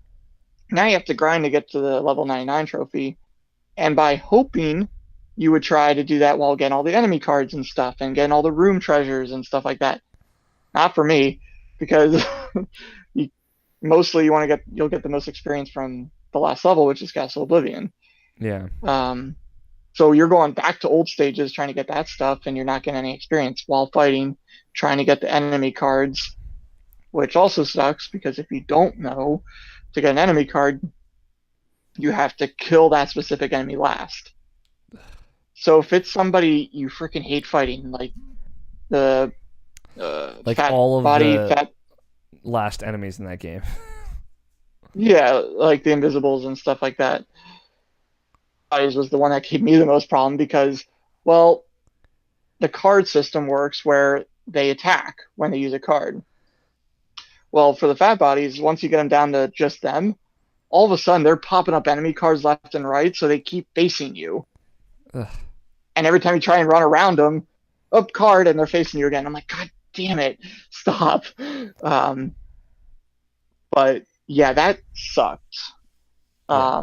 I'm surprised like that I said, you did I it, don't though. know if I'm gonna play Now, that again. if I remember correctly, In a long can't time. you use magic cards against them in Chain of Memories? Yes, you can. That just shows my play style. I don't use magic. Oh, you're a fucking at least later, magic-hating noob. not so much. And at that point, most of the cards I got, like one of them was I Now, got hold on. Roxas really early on, Okay. and that actually doubles your attack damage for Okay. sword, like the Keyblades. You Okay. see, And dude, I was like, in Kingdom Hearts 1 and 2, or in 1 and in Kingdom Hearts 1 is the one that it's not good to ignore magic because of how much it can improve your Keyblade fighting ability. Yeah. Yeah. However, in 2 and Chain of Memories, they have options around the magic cards. Yeah, it's more balanced. Yeah. So you can go either or play style. I know. I just really want to make fun of Justin. I never used magic for the most part until 2, really. I used it a lot when I replayed through 1. This most recent Yeah, I time. started to use it more. Because as Scott says, it's fucking overpowered. Yeah. Oh yeah. So yeah, those are done. Kingdom Hearts 2 though, where am I at with that? Where are you at with that? I beat the game. Okay. Yay. Playing So on for the critical 100%, mode, or are you playing on proud? critical is going to be the last one because that is a trophy, and I just Yes. want to beat that on critical and just get that trophy and get it over with. Yeah, that's what I did. Um, It's honestly not that bad. For I guess real quick, Justin, for your point of reference, I have the Kingdom Hearts 1 and the Kingdom Yes. Hearts 2 Platinum. Yeah, as soon as you said the ones that matter, I'm like, so 1 and 2. Yeah. Um, Because fuck Birth by Sleep and fuck Chain of Memories. Fuck getting those Oh, platinum trophies. well, I'm not looking forward to Dream Drop Distance Oh yeah, because you have to get like all the freaking Dream Dream Eaters, Eaters and it's Pokemon. I never wanted 100% Pokemon, but I'm gonna be doing it Yeah. eventually. Yeah, no, dude, no, hard out. But for Kingdom Hearts 2, where I'm at, I have to do the data battles. I just today before jumping on this, I'm going in number order, which sucks right now because I'm Dude, on that's Vexen. fucking hard. I want to murder myself. So yeah, I'm going in order that way. So I beat Zemnis, Zigbar, and Zoldan. Zemnis is the All hardest the other one, side so- bosses. Oh, I beat him on my first try. He wasn't that bad. Oh, at least I didn't think he was that bad. What difficulty are you playing on for this one? Proud. I'm gonna beat it all on proud. Did you grind out to 99 first? Yeah, I did all that. Okay. Just because I knew I was gonna get murdered. If I Zemnis didn't. probably isn't the hardest one, but I mean, right now Vexen is for me. yeah, Vexen sucks. Like I said, I can't stand it. So that's where I'm at with that. All the other side bosses are done except for Lingering Will. I'm gonna probably do that after I do the data battles. Do that last, yeah. And then other than that, it's just like the Jiminy journal stuff, like the missions, the mini games and stuff. I want to do all that last. I want to kill everybody and then just have a good old time trying to beat some of those mini games and the tournaments and stuff. They're not that bad. All the pieces are gotten. Go ahead. Yep, good. No, I was just gonna say like I got all the pieces. I mean, since I didn't do the data battles, I'm only missing that one treasure chest. Yeah, it's pretty much once I get through the battles, it's just mini games and stuff. Yeah, I mean, like the tournaments, the Hades tournaments are getting those Jimmy Journal things is pretty rough, especially on proud mode. Once you grind out to 99, it's not too bad, but that last one, just getting all of the score that you need to get through it is. Ugh. Yeah, that's one of the things I don't like, but hey, I'll get through it. Mm-hmm. Um, But what I did the mushrooms and all the mini games and basically all Jimmy Journals first. oh, I need to do the mushrooms. That's right. Mushrooms aren't too bad too. There's like one that's very difficult, but outside of that, it's not too bad. Just Yeah, I did enough to get the synth materials so I can get the ultimate weapon. yeah. So I already have Save the King plus, Save the Queen plus, and ultimate weapon. I still have to obviously get all the rest of the synth stuff. I forgot about that.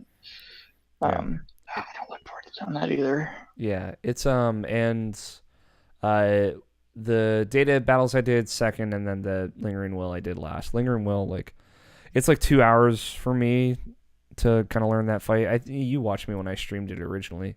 Yeah. Just like learning that fight and getting good at it and then beating it. Mm-hmm. It's so weird. Like after I went and got that platinum trophy earlier this year, I went back and I just beat that boss fight like 5 more times afterwards, just because I love that fight so much. But once you know it, you fucking know it. It's like muscle memory at that point. It just takes a while. But yeah, there's some of those data fights are rough. For me, Xemnas is rough just because it's 2 The second stages. fight. Yeah, that second fight is like, the thing is there's like a bug in the final mix version or the HD version that carried over to the PS4 version that when you're fighting Xemnas in that second fight, when you're doing the reversal scene where like you have to keep reversing his attacks, you can't you can't mash the button because he'll eventually hit you. It's actually a bug in the game, so you can be lucky and not see it at all, which I did the first time I fought him, but it does happen. But after getting past that, it wasn't too bad. So you got So this. yeah. No, I'll get the plan, and that's the worst part 'cause it's just Kingdom Hearts overload. I want to 100% all of them before 3 comes out. Dream drop distance is probably gonna kill you. I'm not gonna lie. Yeah, no, I'm not going to play that from the beginning because I still have that save file, so I'm going to pick it up where I left off, which saves some time there. Birth by Sleep, I know it's going to be a pain, but I'm so looking forward to doing that since it's my favorite. Yeah. And I know there's so much in there, but I'm really looking forward to doing that one. Like we mentioned earlier, like there's the one game that we want to do, and Birth by Sleep is mine. And it's going to be a pain. I can already sense it vibrating or coming out of my PS4 as I look at it. Yeah, dude. It's fucking haunting you. I believe in you, Justin. The gummy ship stuff in Kingdom Hearts 2 takes a while. Oh, I forgot about that. I haven't done any of that. It's not bad. It just takes a long time. It takes like a couple hours. Okay. Yeah, I was going to probably save that one actually for last for the most part. I put that off to the end. It ended up not being that bad. Honestly, if you like need a break from all the mini games and bullshit and grinding synthesis materials, like I would just do that because it's like basically get an S rank on one of each style of mission. There's like the standard missions, and then there's like the EX version of the missions. So you just need to get an S rank on one standard mission and one EX mission. It can be either or. Like, it can be any of the 3 that you have. So you just, like, 2 S ranks for each stage, and then, like, the special extra final boss at the very end. Just look up a blueprint for, like, a big square box, empty box gummy ship. You'll be fine. It's not bad. So... Yeah, that's the good part about the first one too. You didn't have to do all the gummy ship missions. You just had to complete 3 of them. Yeah. You just had to finish 3 missions across the whole thing, which they changed from the original HD version where you had to complete all 3 for each route. Oh, jeez. Which was fucking terrible. I was gonna say, thank God I'm doing it on PS4 then. Yeah, the PS4 trophies are just very subtly cleaned up. So, I wish you luck, Justin. How about we take a quick break, and when we come back, we talk about some news. Sounds good. Cool. News. News. News and gaming. Am I right? Something like that. We're gonna take a quick break, and we will be back in just a little bit.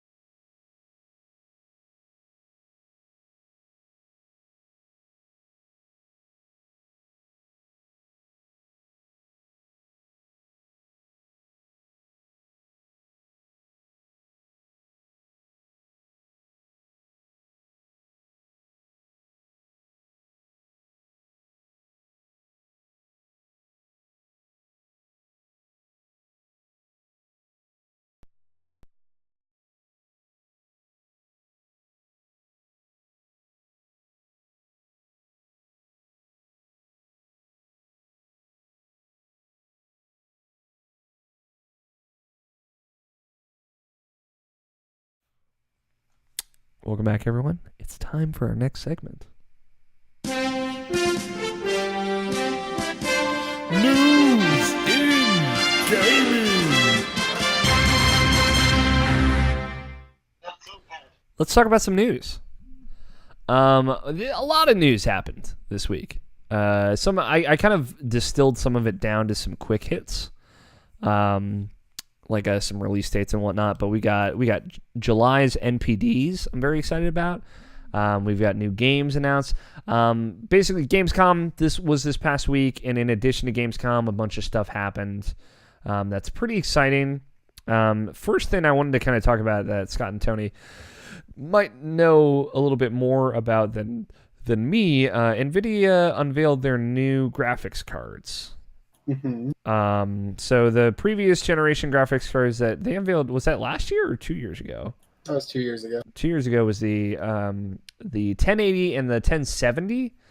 And just Tony, do both of you have a 1080? Yes, I believe so. So those were like relatively reasonably priced at the time, and they were very powerful. So this new generation of graphics cards is, I believe I saw the term 6 times as powerful as the 1080 thrown around. It doesn't say that. I mean, 6 times as powerful. It depends on what terms you're putting that in to, like, if that is like an accurate statement or a statement that means something or not. Mm-hmm. What really, like, the more interesting thing is, it's like technically it is, I want to say, like, maybe 40% more powerful. No, that's not true. What I mean to say, it provides 40% greater performance. Okay. So if to achieve that, if the card is 6 times more powerful, then that means something. Yeah. But just to say, like, this card is 6 times more powerful doesn't always mean anything. Yeah. All right. So they have 3 new graphics cards, and we don't have to spend too much time on this because it's a lot of numbers and whatnot. But there's the RTX 2070. They jumped a lot of numbers, guys. They went from like 970, 980 to 1080, 1070. I was kind of expecting some similar trajectory. They were like, nah, let's go 2080, 2070. Well, then not really. Okay. They do have models that fit the other series. The Mm-hmm. issue is that they were so close to the 1080 in performance Mm-hmm. for general use that it kind of didn't warrant the special treatment. Gotcha. So, like, for example, I think the Volta that they came out with Mm-hmm. is specifically to do pre-rendered lighting in games. Yeah. Or had the ability to do pre-rendered lighting in games. Yes. You know how you go into a movie and all the reflections look very good and all that, and you do not see that in games ever. Yeah. Unless it's a pre-rendered scene. Yes. And then you notice very much so that is not in the gameplay that you're experiencing. Yeah. Lighting is always tricky. I feel like lighting stands out the most too.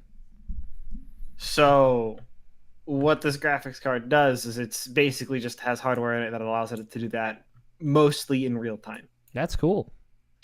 Right. But that was it for that graphics card. That's all it could do. And if the game didn't support it, because of course it doesn't. Yes. Well, then GG, you spent all that money for nothing. But it was good for processing if you were trying to do it, if you were trying to pre-render it, if you're trying to make videos that had that sort of lighting. Mm-hmm. It made that a lot quicker. You didn't have to have enterprise grade graphics card to do it efficiently. Yeah. And then there was one more that came out. It was something similar. It provided a very specific feature. I think it had something to do with AI. Okay. Maybe the Volta's the one that had to do with AI, but it was not very good for things that weren't for AI. It was like a generation behind the 1080. Was it the Pascal?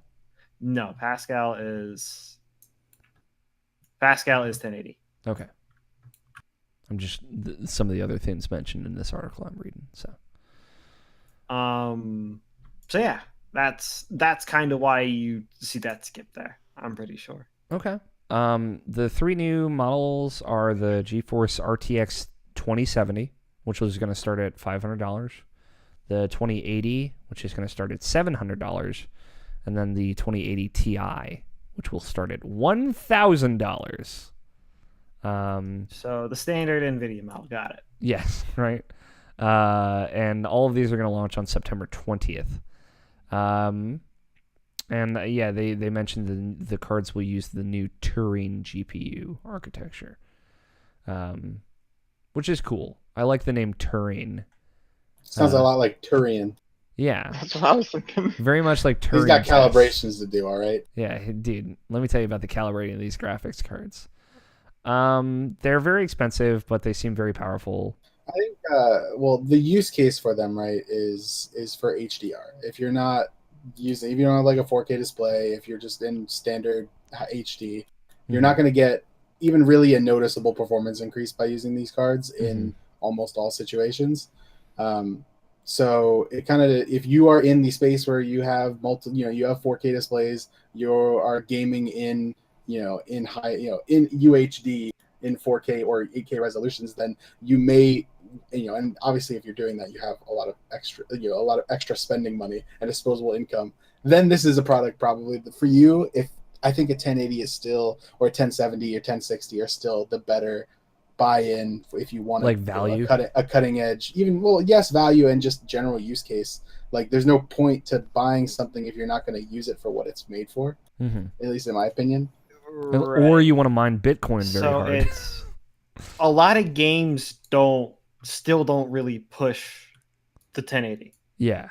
So for gaming, it's not exactly all that practical.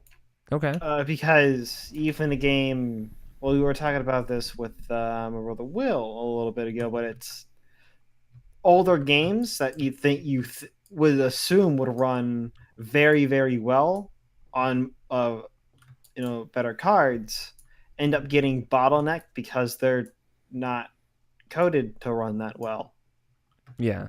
So it doesn't matter what kind of hardware you run if the game basically can't support your card's power. And so this new card is basically over that hump of what software, at the very least for general use, is going to give you. Okay. Now, when it comes to stuff like editing and video rendering and stuff like that, yeah, you'll definitely see a difference. Cool. I'm but sure. Other than that, no.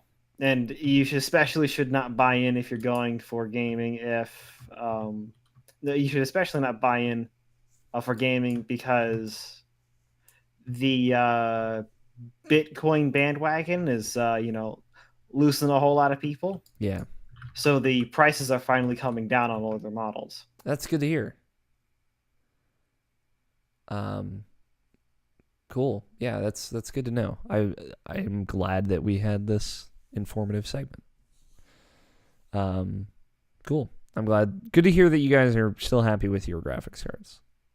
Yeah, we're honestly less happy with the software we have to push these things. Yeah, true. Because it's been 2 years, and it's like I still have reasonably the best thing I can have on the market. Gotcha. Mm-hmm. Even though it's not the actual best thing. Yes. Cool. Well, hopefully folks catch up. I'm sure things will change over the next 5 or so years. I feel like folks always say you don't really need to upgrade your graphics card for a few years. So if you're still kicking with it, I'm sure it'll be okay for a while to come then. That was it on the graphics card end of things. A couple other relatively quick story. PUBG on Xbox One is ending its time in Xbox Game Preview, the kind of early access run on Xbox. So it is entering 1.0. It is officially entering that on September 4th. Obviously, if you'd purchased it through Game Preview, it'll automatically become the 1.0 version of the game. You don't have to buy it again or anything like that. The biggest thing kind of releasing with the 1.0 update, from what I understand, is the Sandhawk map. I don't know which map. I think that's the jungle map. It's the third. We're out of the loop on that one. Yeah. Because at this point, everyone we know is kind of done with the game. Yeah. But I believe that, yeah, that's the jungle map. The desert map has kind of been in there for a while, and that is the Sandhog map. The big reason why I brought this up is I would expect with the 1.0 release coming to Xbox, I would expect a PS4 release at some point in the future. It was always the plan. It was just first on Xbox because Xbox had the game preview platform where PlayStation doesn't have an early access platform like that. So I'd be curious to see if Microsoft has made some moves to lock that down as an exclusive for a longer time or indefinitely. And I'd also be curious to see if that game does come to PlayStation 4, what that looks like and what the audience for that looks like. I would just wonder if people care anymore with how well Fortnite is especially done on PlayStation 4. So, which is by far its biggest platform, just because, as we talked about a couple weeks ago, there's like 80 plus million PS4s out there, which is a fuck ton. Justin, how do you feel about PUBG? It's a video game. I haven't played it, but I probably would over Fortnite. Cool. Oh my God. Justin, I feel like you do have an opinion on Bloodstained Ritual of the Night. Aren't you a backer on that game? No, I was not. Okay. Are you interested in that game? From the couple things I've seen, yeah. All these games are like scratching that itch of like that old school game that we haven't seen in forever. And this one scratches that Castlevania-esque kind of game that we've been wanting. How would you feel if I told you that Bloodstained Ritual of the Night was delayed to some unknown point in 2019 and the Vita version was officially canceled? Am I supposed to be sad about the Vita version or the delay? Either or. I mean, if there has to be a good reason for the delay, Vita version, I think everybody figured it's dying or dead already. So Sony's no longer supporting it. Surprised. Yeah. So it's on its last legs. The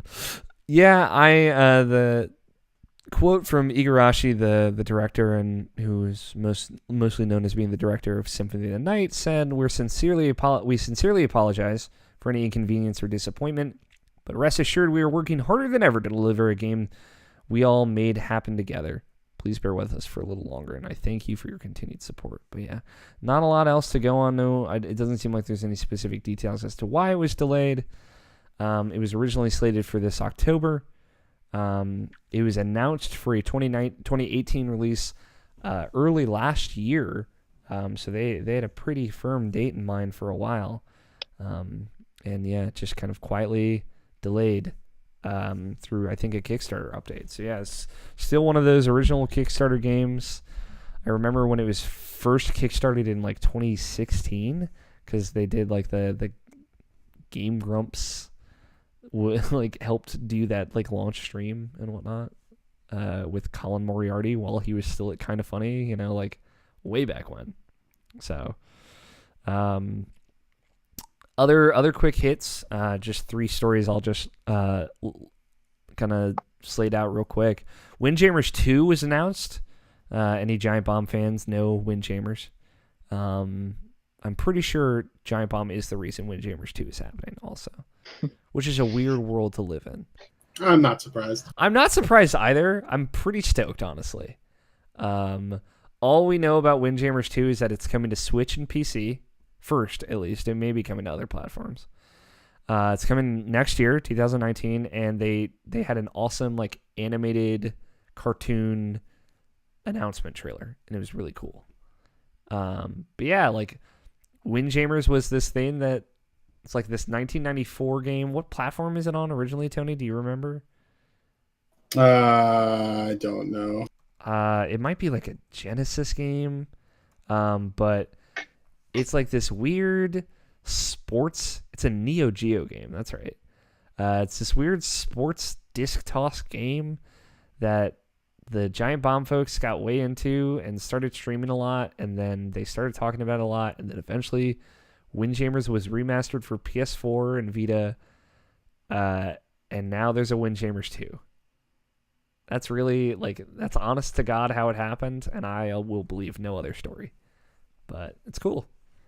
They're making a sequel to a game that came out in 1994, and I think that's pretty cool. It's pretty cool. Especially Windjammers. Windjammers deserves it. The Call of Duty Battle Royale mode Blackout is going to have a beta starting on September 10th. I just thought that was interesting when they put out the announcement trailer. We still don't know, like, player count or anything about this mode, really.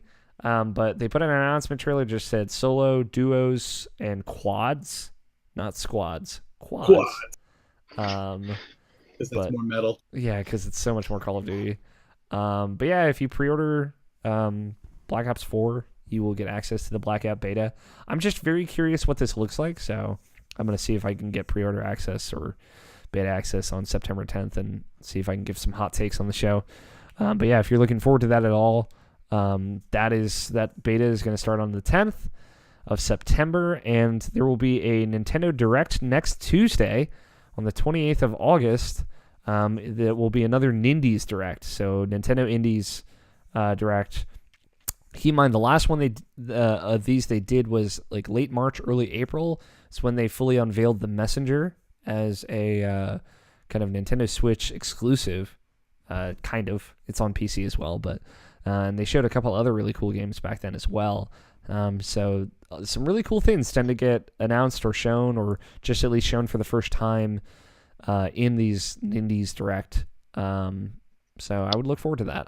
It'll be coming out. It'll probably have already happened by the time you listen to this, but yeah, we'll most certainly talk about it in a couple of weeks.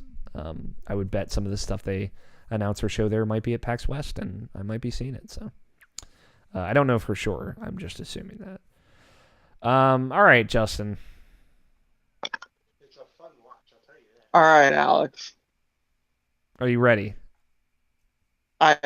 Are you ready for the most hyped game of 2019? That's not Kingdom Hearts 3. Or Resident Evil 2, or Sekiro, or Devil May Cry 5. What are those games? Justin propositioned to me on Twitter this week because he wanted to talk about this news story so bad. And I don't even know how much we have to talk about it, but at Gamescom, the first thing that they showed and announced was the new game from Supermassive, the developer of Until Dawn, a game that we all had a lot of fun with, I think. Some would say a game of the year.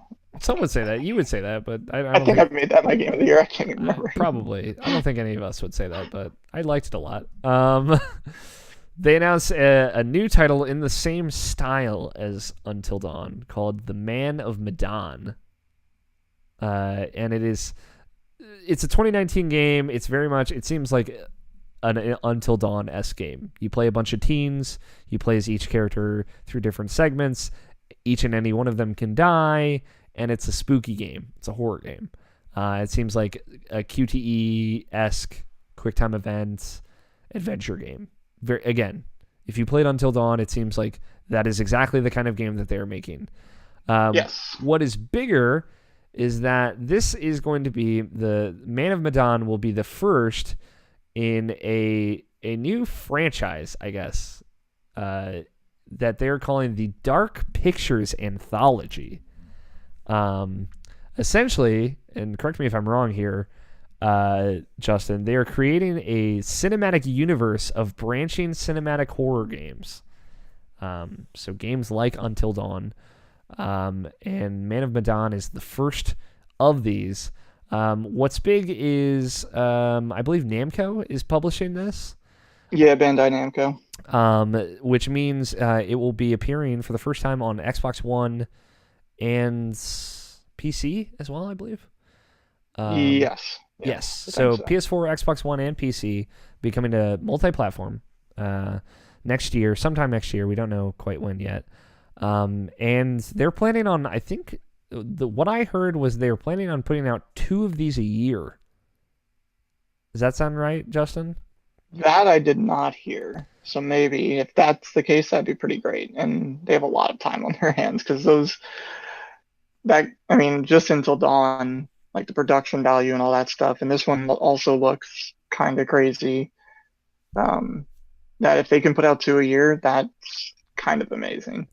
But yeah, it is, Until Dawn-esque adventure game that's spooky. And it is part of this new anthology that they're creating. So I think what they imply by Dark Pictures anthology is like different stories, but all set in the same world, same universe. Yeah, kind of like American Horror Story in a way. Each, except for not returning cast, they said that each game is going to have their own cast, which also is impressive. Um, and yeah, each story is going to be different. Yeah, and I would imagine this idea for Supermassive spawned off of them wanting to do an Until Dawn 2. But somebody probably said, like, hey, what if we gave you a little bit less money, but we put it on all platforms so that way you could kind of make more money off of this and just kind of keep this gravy train rolling. How do you feel about this, Justin? I'm totally fine with it. The more people can get the game, the better. Until Dawn, I liked a lot, obviously, and getting it's in little bits and bites of that kind of game with different stories is going to be very interesting. I did see one article somewhere that I think they said that unlike Until Dawn, where you kind of play through the story, you bounce between characters. Mm-hmm. You can actually choose the character you want to play as, play through the whole thing with that character, see what that character sees, and then go play as another character afterwards and do their kind of thing, and you'll see different things that way, and try and piece the story together. Which that interests me more because even though I really liked Until Dawn, I've still only played it once, Mm-hmm. and I got my story. This way, I can play all the characters, get a story, and all that stuff, and if it's going to be different, obviously it's an anthology, so all these different stories are going to be all different, and pumping them out quicker. It's pretty much what I wanted out of Until Dawn, or at least more of Until Dawn that we didn't get Yeah, I until think now. the big takeaway from Until Dawn is like, hey, just make another one of these. Mm-hmm.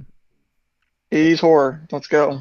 And yeah, I don't know. I don't know how I feel about you playing through the whole game as one character. I wonder if they would give you the option to bounce between, just because I feel like the bounce between the characters gives the opportunity for the things like we did during our Extra Life stream, where different players play different characters and kind of you're all collectively creating this story together.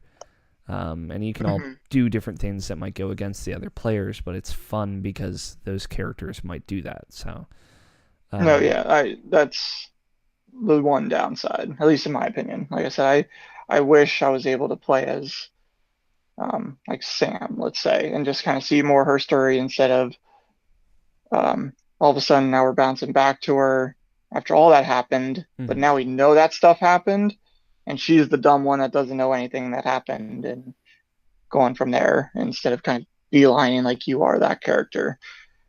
So you can make choices based on that. That's the only reason why I like that fact, if it is true. Because I can make choices for that character and not be like, oh, well, this character did that, so I want to kind of make sure I do the same thing in your mind. Yeah, it's so regardless, it's like a really cool idea. It makes perfect sense. Like create a universe of these kind of supernatural stories. This first one seems like I didn't even talk about that. yeah, like the premise. The actual story is Iceman from the X-Men shows up, right? And then all of a sudden the Phoenix comes. It's weird. Yeah, it's super weird. No, the actor who plays Iceman is in this game, or his twin brother, one of the two, because they're twins, I guess. I found that out relatively recently, and it fucked me up. Weird. But it's 4 teens go on a boat in, I think, like the South Pacific. Yeah. And I guess they're like looking for buried treasure, like teens do. Yeah, I think they heard about I'm reading this article that says that they're going on a diving trip about a rumored World War II wreck. They're curious about it, like all teens are. Yeah. And then they get all murdered. You know how it is. And then they find. I know how it is. Yeah. I lived that life. The trailer makes it out to be like, oh, this could be like a Jaws-like thing, which I was really surprised by. And then they find like a abandoned like warship, and they're like, we should get on that. And then they get on that ship. Yeah, I see like all these zombies on board. And Let's go say hi. Of course, it's hella haunted. Yeah. There's some. And that's what's so great about it, like that I like, is it's just another, again, stupid 80s horror scenario of the stupid teens doing stupid stuff and getting their stupid selves killed. Yeah, it's great. And I'm sure there's going to be probably like a shower scene in one of them, and maybe like a girl running through the forest being chased by a werewolf could probably happen. You know, we're hitting all the classic beats. Regardless, it's going to be a good time. Could be a fun stream game in the future too. I'm sure there will probably be mechanics that lean into streaming this game as well. If that'd be cool. They learned anything from Until Dawn, I would not be surprised by that. But yeah, I'm excited, Justin. This is a cool idea. I'm really excited. As soon as I saw that it just said Dark Picture Anthology, I'm like, all right, I want to know more. Not trying to discredit this game from the first one, but like I want to know what the next story is going to be, and the next one after that. Like I just want to know more stories they're going to tell. If obviously the Until Dawn was like the monster movie sort of, and then this one looks like it's going to be like a sort of zombie like curse movie. So like, what are they going to do next? I'm very interested. Werewolves and vampires at some point, I'm sure. It's what the teens love. Sparkly vampires. I hope so. That's how they get all the teens. Damn right. And then I had some more quick hits before we get into the last bit, the NPDs. So, quick fires. Diablo 3 is coming to Switch. It was rumored a little bit ago, but it was confirmed. Targeting 60 frames per second, which I thought was a fun little tag quote. No release date yet, I don't believe. It's coming sometime this fall. It's like the full super definitive edition, so it's got the expansion and the Necromancer DLC and all that. So if you want to pay $60 for Diablo 3 again, you're more than welcome to. It's going to be coming to Switch. Great platform for it, though. I think that's really cool. If you've not played Diablo 3, I don't know what you're doing with yourself, to be honest. Shenmue 3 has a release date now. It's coming out August 27th of next year. It was announced at Gamescom. Devil May Cry 5 has a release date now. It's coming out March 8th of next year, which is a little bit earlier than I thought it would be, honestly. Capcom got a fucking fully loaded first quarter of next year with Resident Evil 2 coming out January 25th and Devil May Cry 5 coming out March 8th. And Sekiro, Shadows Die Twice, comes out March 22nd of next year. I believe that's PC, PS4, and Xbox One. So, Tony, I don't know if you've heard, but some previews came out for Sekiro. People got to go play it, finally. Sounds all right. I would... How do I sign up? Yeah, right? I would encourage seeking out some of those previews, because just watching that game in motion, there's just videos of that demo out there pretty much. It looks incredible. It's very different. Hearing people talk about it, the Easy Allies had a really great preview where they talk about the mechanics of it. It's very different than like a Bloodborne or a Dark Souls mechanically, but it sounds very cool. It sounds like a cool evolution of that. What with there's a jump button, you can jump at any time. There's like a grappling hook that lets you swing around, do stuff. It's way more based on like poise and breaking someone's poise. Like there are enemy characters that you have to break their poise and do kind of like a visceral attack on them in order to kill them. Like you can't kill them any other way. So it's about like breaking the enemy's guard and timing your guards correctly and things like that. It seems very samurai, but also very ninja, like a very cool balance of the two. Everything I've heard just has me more and more excited about it. So March 22nd, very excited about that one. I would encourage you to check that out as well, Scott.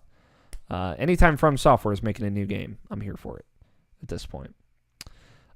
The only other thing that I've got are these NPDs, the best-selling games in the United States, not including some digital sales from July 2018. You guys want to hear some fucking hot-selling games? Sure. Sure. Sure. Okay, fine, Justin. Give me a little bit of optimism. Hey, I'm happy about the number one there. Just saying. Yeah, real quick, because there wasn't like sometimes NPDs come with some more interesting facts of like year-over-year stuff and consoles, whatnot. The only big takeaway, the Switch was the top-selling console in the United States for July, which was pretty cool. So it sold more than the PS4 or Xbox One. Obviously, PS4 still sells buck wild every fucking month, but July 2018 top 20 best-selling games, again, not including some digital sales on some of these games. At number 10 was Mario Tennis Aces. Number 9 was Rainbow Six The Siege, which is crazy to see that in the top 10. It's coming back. It's coming back. At number 8 was The Crew 2. At number 7 was Super Mario Odyssey. At number 6 was Far Cry 5.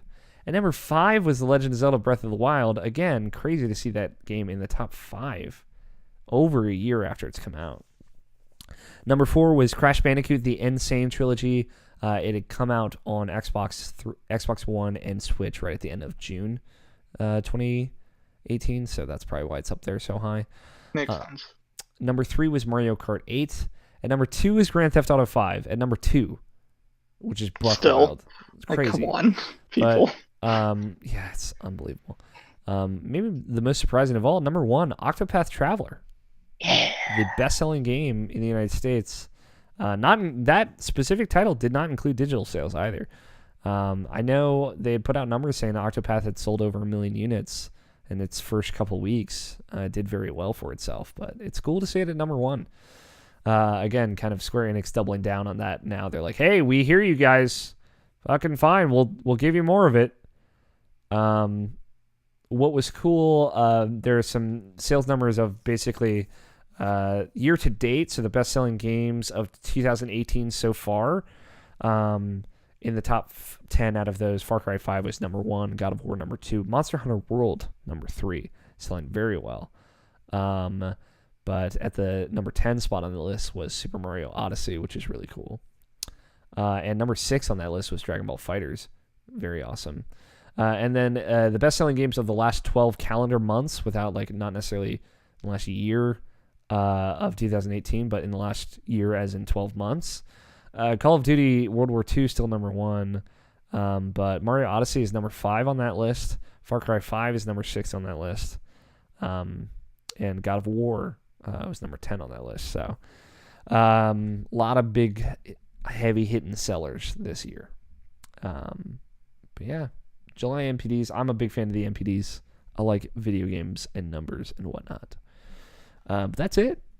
That's all she wrote as far as news is concerned.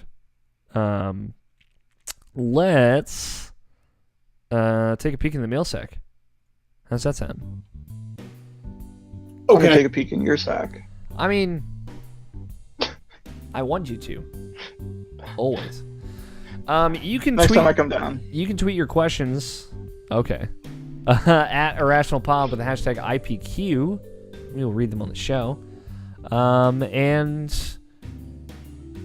you can also, I totally blanked, sorry. You can send us an email, mailsack@irrationalpassage.com is the email address.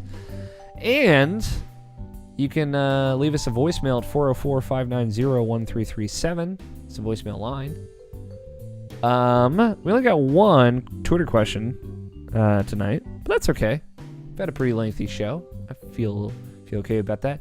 From our good friend Cameron Abbott at Unsexiest Comedy on Twitter. He says, any more thoughts into the thing I sent you last night? He's talking to me specifically. This is that dick pic he sent me. I think we could expand on it to multiple people. I'll send you some more ideas later. I really don't know why Cameron sent this to me as an IPQ.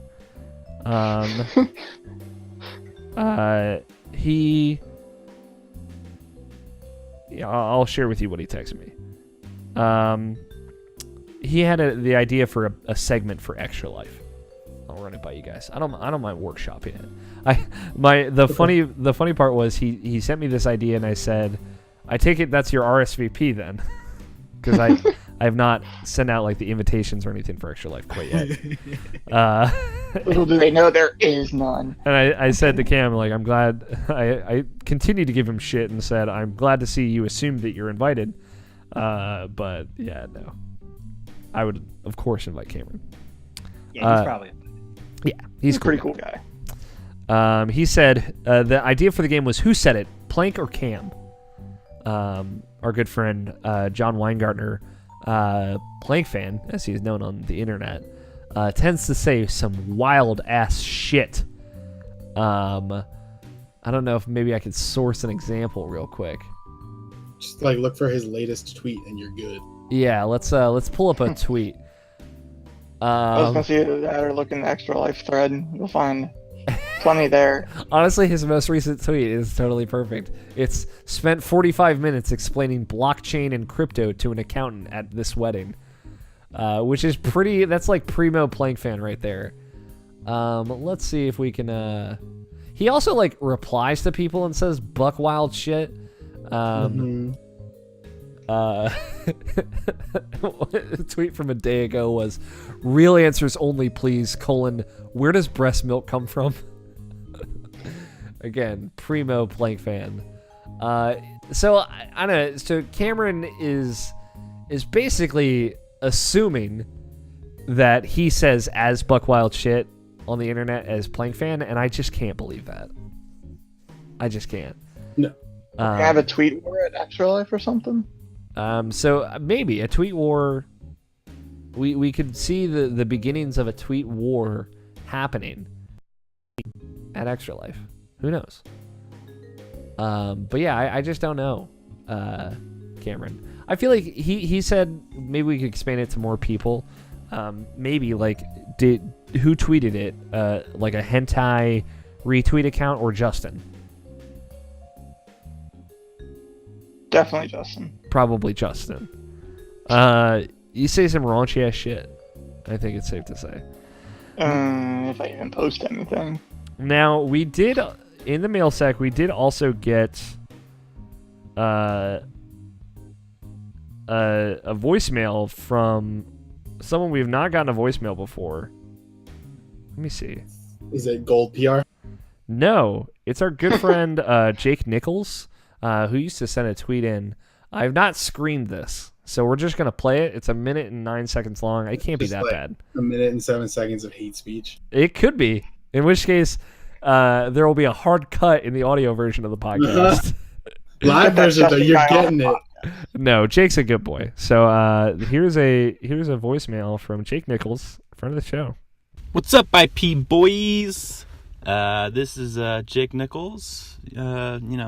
Just hanging out in my car at lunch at work. It's very car smoky lunch? I'm into over it. here on the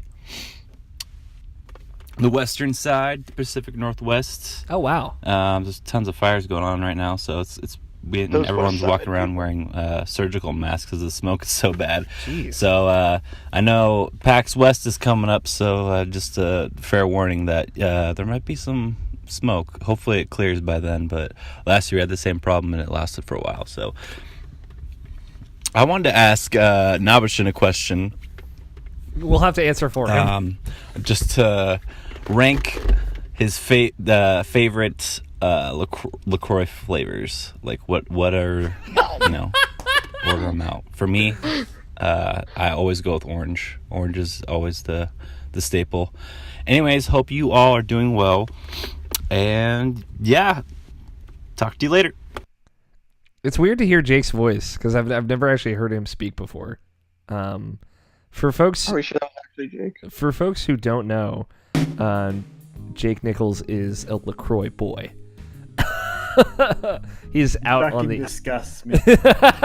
he is out on the internet drinking LaCroix. If you look at his Instagram, it's like crushed LaCroix cans left and right.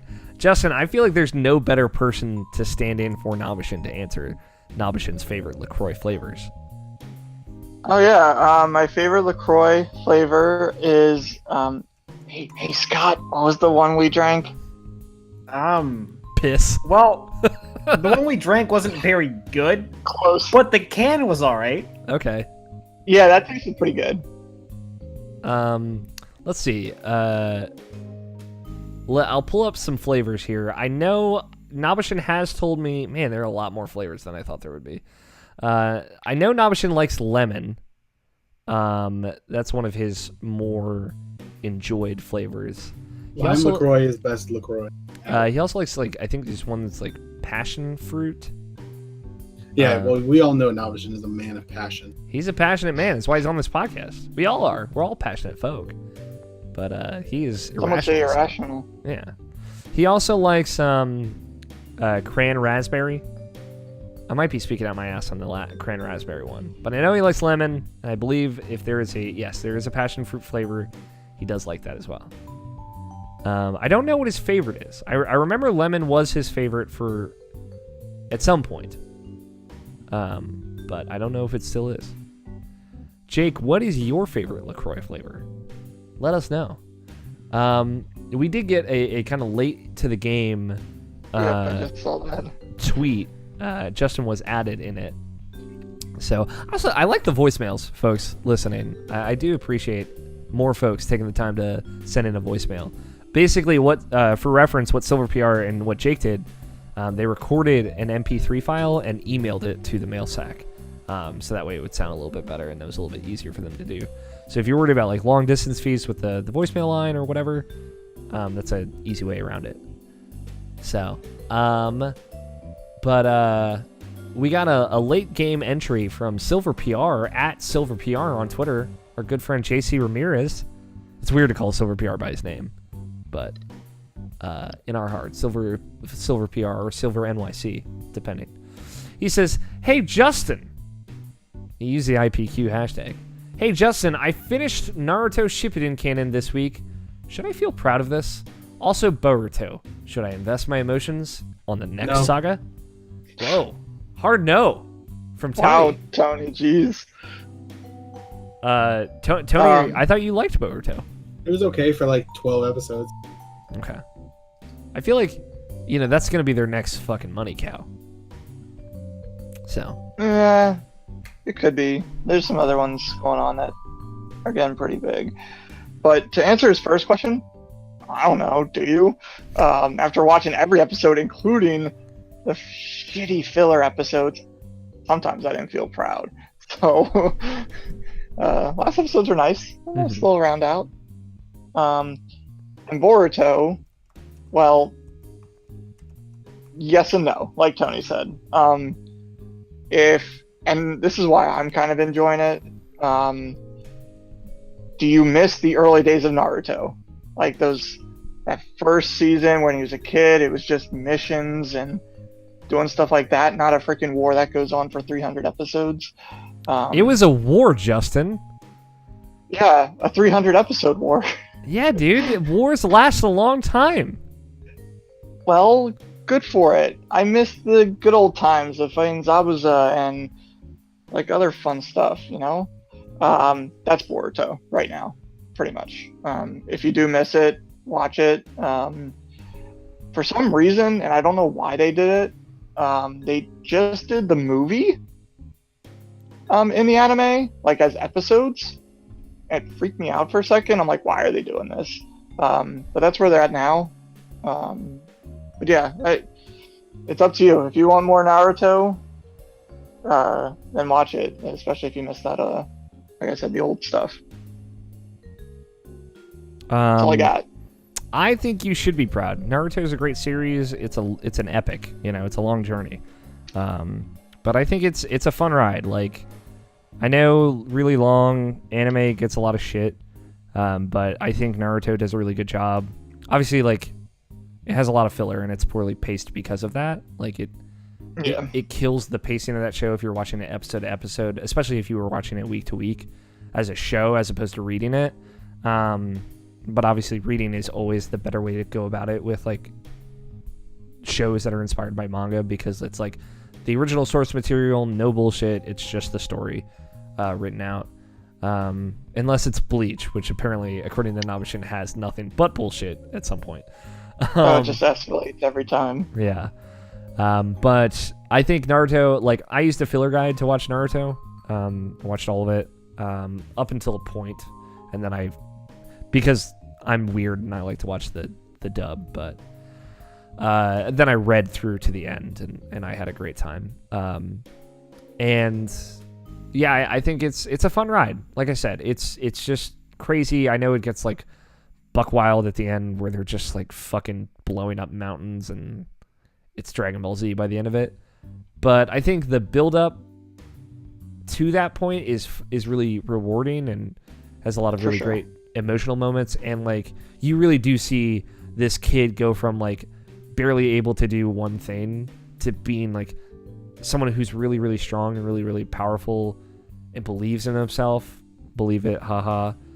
But like has earned it. Like you get to see him at all of his lowest moments and him like trying so hard to get better. And he earns it by the end.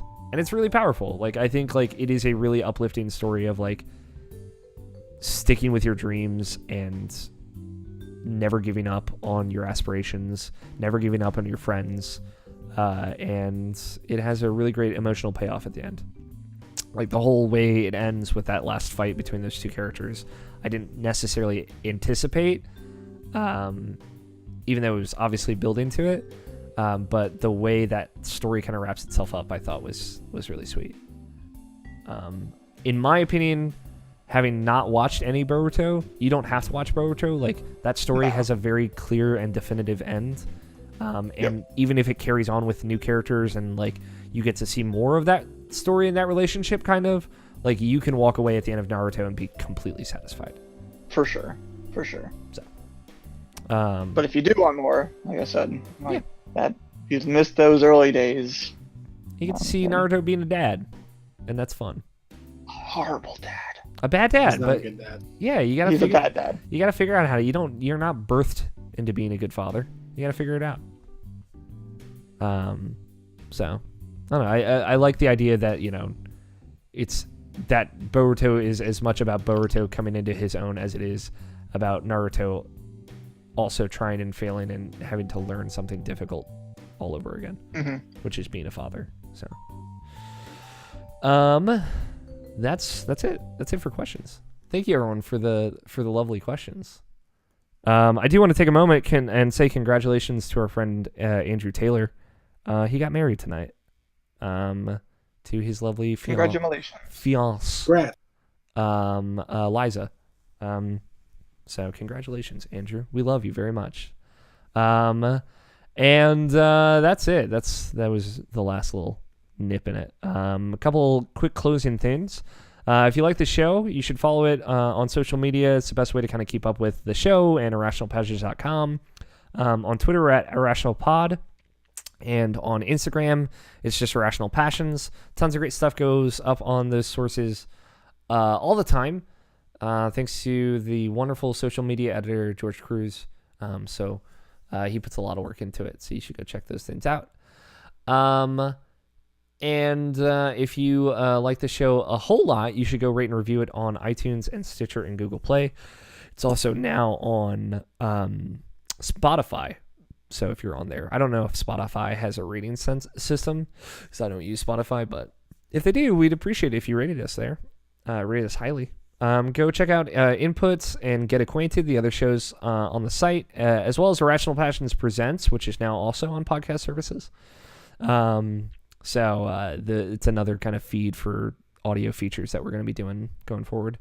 And for everything else, Irrational Passions, including all the stuff we talked about at the top of the show and my Messenger review, which will be on Tuesday, and all the cool stuff we're going to be doing at PAX West, IrrationalPassions.com is the place to be. Now, all that's behind us. You guys know what time it is. Now, it's time for bets. Bets. I was expecting music. So, Justin, as Namishin is not here, you're going to be on my team. Pretty excited about it. This week's bets. So next week, a cool little indie game called Donut County comes out. I pre-ordered that. For folks who don't know, Donut County is this cool game where you move a hole around an environment to solve puzzles, and basically the hole gets bigger as you suck in bigger and bigger things, kind of Katamari Damacy style. This week's bet is in the most positive review, or the first most positive review I see on, what's it called? God, not Metacritic, the other one. Game Critic? Critic Game? Critical Reviews? Why did I totally blanked on the other... Harshly Critic? Harshly Critic? Is that it? I don't know. I'm just saying stuff. Video game. God. I'm so bad with names. And now it's just constantly That's off. me. We don't know who it is. Yeah, it's Open Critic. Lord Almighty, it's like it's halfway. I was halfway there. The first most positive review in Open Critic. How many times will the word hole be used? Now, I want to be clear in reiterating this. Holes are a very big mechanic to this game. So I would expect it to be a lot. Now, I will ask Scott and Tony, do you guys want to double down on NATO? No, never double down. Okay. If you guys want to write up... Listen here, man. Team Ligma, we don't need your shit. Damn, guys. We haven't even seen how NATO did last episode. I totally forgot about last week's bet. I'm really excited to see how it pans out. If you guys want to write up your bets in our little chat here, and then hit send, you can do so.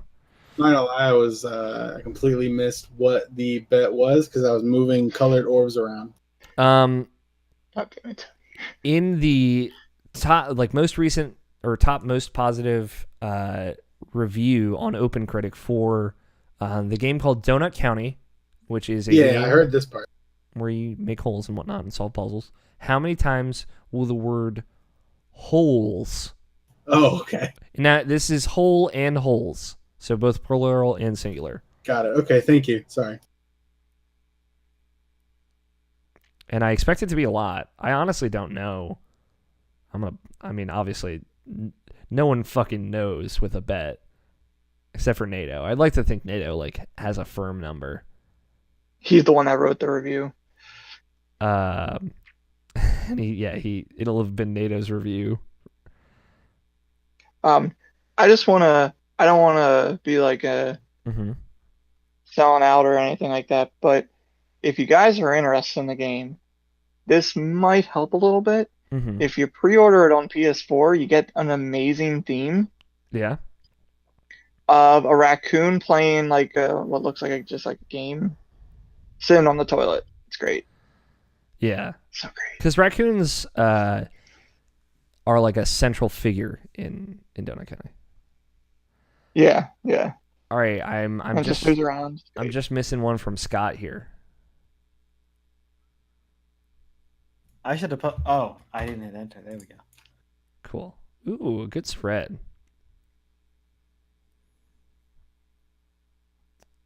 Tony going for the low ball. It's a bold bet. I like it. So Tony bet 1, Scott bet 8, Justin bet 9, I bet 14. I got the high end. Yep. Last week's bet, again, I totally forgot about this until just this moment, and it's very good. I'm going to open a private window on my browser. I'm going to go to YouTube. YouTube.com. Again, private window, so I'm not logged in. And I have there's no leniency here. I'm going to search Shenmue Gotcha. I'm going to go down to the third video. 1, 2, 3. And it was from 1 week ago. And I'm going to see how many likes will this video have. I bet 172. Nabashin bet 52. You guys opted to double down on NATO. NATO said 42. He had the low end. So this third video, it's posted by VoltFeber82. It's it's like directly shared, or it's via the Share Factory, like in system editing tools on PS4. It has 618 views, and it has 8 likes and 1 dislike, which means NATO takes the win. Hell yeah. Which means Team Ligma gets 5 points, which brings your total up to 34, up from 29. Jesus, that actually closes the gap quite a bit. Yeah, it does. Yeah, so Team Nanashi now at 42 points. And Team Ligma up to 34 points. 2 more of those, and y'all have taken the lead. So I would say until you guys catch up to at least our total, you are allowed to double down on NATO. I think that's fair. So there you go. It paid off. I like this double down on NATO mechanic. I'll let you guys know. I think it's very clever. Cool. That's it for bets. That's the end of the show. Justin, thanks for coming on. No problem. I hope It's you had a always good good to be time. here. Yeah, I know I you've been begging to come on this podcast for fucking centuries, it feels like. Well, again, since starting Kingdom Hearts, like as soon as I platinum that thing, I'm like, I need to talk. I need to talk to somebody about it. And then you barely talked about it. I mean, Yeah, try to keep it short. commiserated together. That True. That Kingdom Hearts, that Kingdom Key one, huh? Don't change your equipment. That trophy sucks, huh? Beginner difficulty. I mean, I played on easy too, and it was still arduous at the very end. That final boss was not fun. Well, what's worse is, did you do it with that plus like not continuing? Yep. I also did the 13 hours thing too. All in one playthrough. I did the same thing. And like that last like kind of horde of enemies room, I cut it real fucking close, dude. Yep. Yeah, that last room sucks on any difficulty, in my opinion. Well, it's a pleasure to have you on, as always, Justin. Thank you to everyone for tuning in live or listening to the audio version. I'm excited if you're going to be in Seattle next week. Come say hi. I didn't know Jake lived in the Pacific Northwest. If he's going to PAX West, I hope he is. Maybe I'll get to meet Jake Nichols. I love that boy, that LaCroix boy. Thank you to Danny Wiesner for our opening music of Two Player Co-op and our closing music of The World Is Saved. Thank you, Tony. Thank you, Scott, for joining me as always. I love you guys. Big hugs all the way around. Before I close it out, as NATO won our bet, I have no way to give a final word to him. But I guess as NATO is a representative of your guys' team, Tony and Scott, if you guys have anything that you disagreed with or want to reiterate here at the end of the show, now's your time to shine. Wow, you guys agreed with everything? No, I just would prefer to give it to NATO. Okay. We'll find out what NATO cares about the next time he's on the podcast. Someday. His opening thing. Hey, NATO, what do you care about? What the fuck do you care about, NATO? That's actually really funny. We should do that. Thank you, everyone, for listening. I've been your host, Alex O'Neill. Play your games, stay rational. We will talk to you all next week. All right, before titles. Yeah? Before you say our names, next time NATO is on the podcast. It's just like What thing. you have to do is it's like first thing you say, "Hey, it's Friday, blah Friday, blah blah. whatever." NATO, what do you care about? What the fuck do you care about? Okay, I love that. Oh my god, I forgot an option's not here. I didn't write any titles. Titles. Nothing. The best show on earth. Is there any bits or any jokes that we had from this? No, this is a very serious podcast. This is a very serious jokes. podcast. This is very serious. You know what the title should just be a very serious podcast. A very serious podcast with no word, jokes involved. NATO, comma. What the fuck do you care about? NATO. I like that too. Super serial podcast. It could be either of those. I like a very serious podcast though. Can we name the podcast Scott, Please Take Your Turn Before You Kill Us for No Reason? No. That's too It's relevant fine. We got a minute. to this specific situation. Are you guys cool with a very serious podcast? I feel like that's a funny. I'm joke. also That's cool. very good with the left and right guys were bad. Yeah. Fuck the left and right guys. Justin, can you say the episode number? I'll say the title. It's Sure. episode 391. All right. This is Irrational Passions Podcast, episode 391. A very serious podcast. You didn't sound very serious. Very serious. That's it. You can stop recording now. Congratulations, guys. We made it. Thanks, everybody, for watching. I love all of you very much, and I hope you all have a good evening or morning or wherever.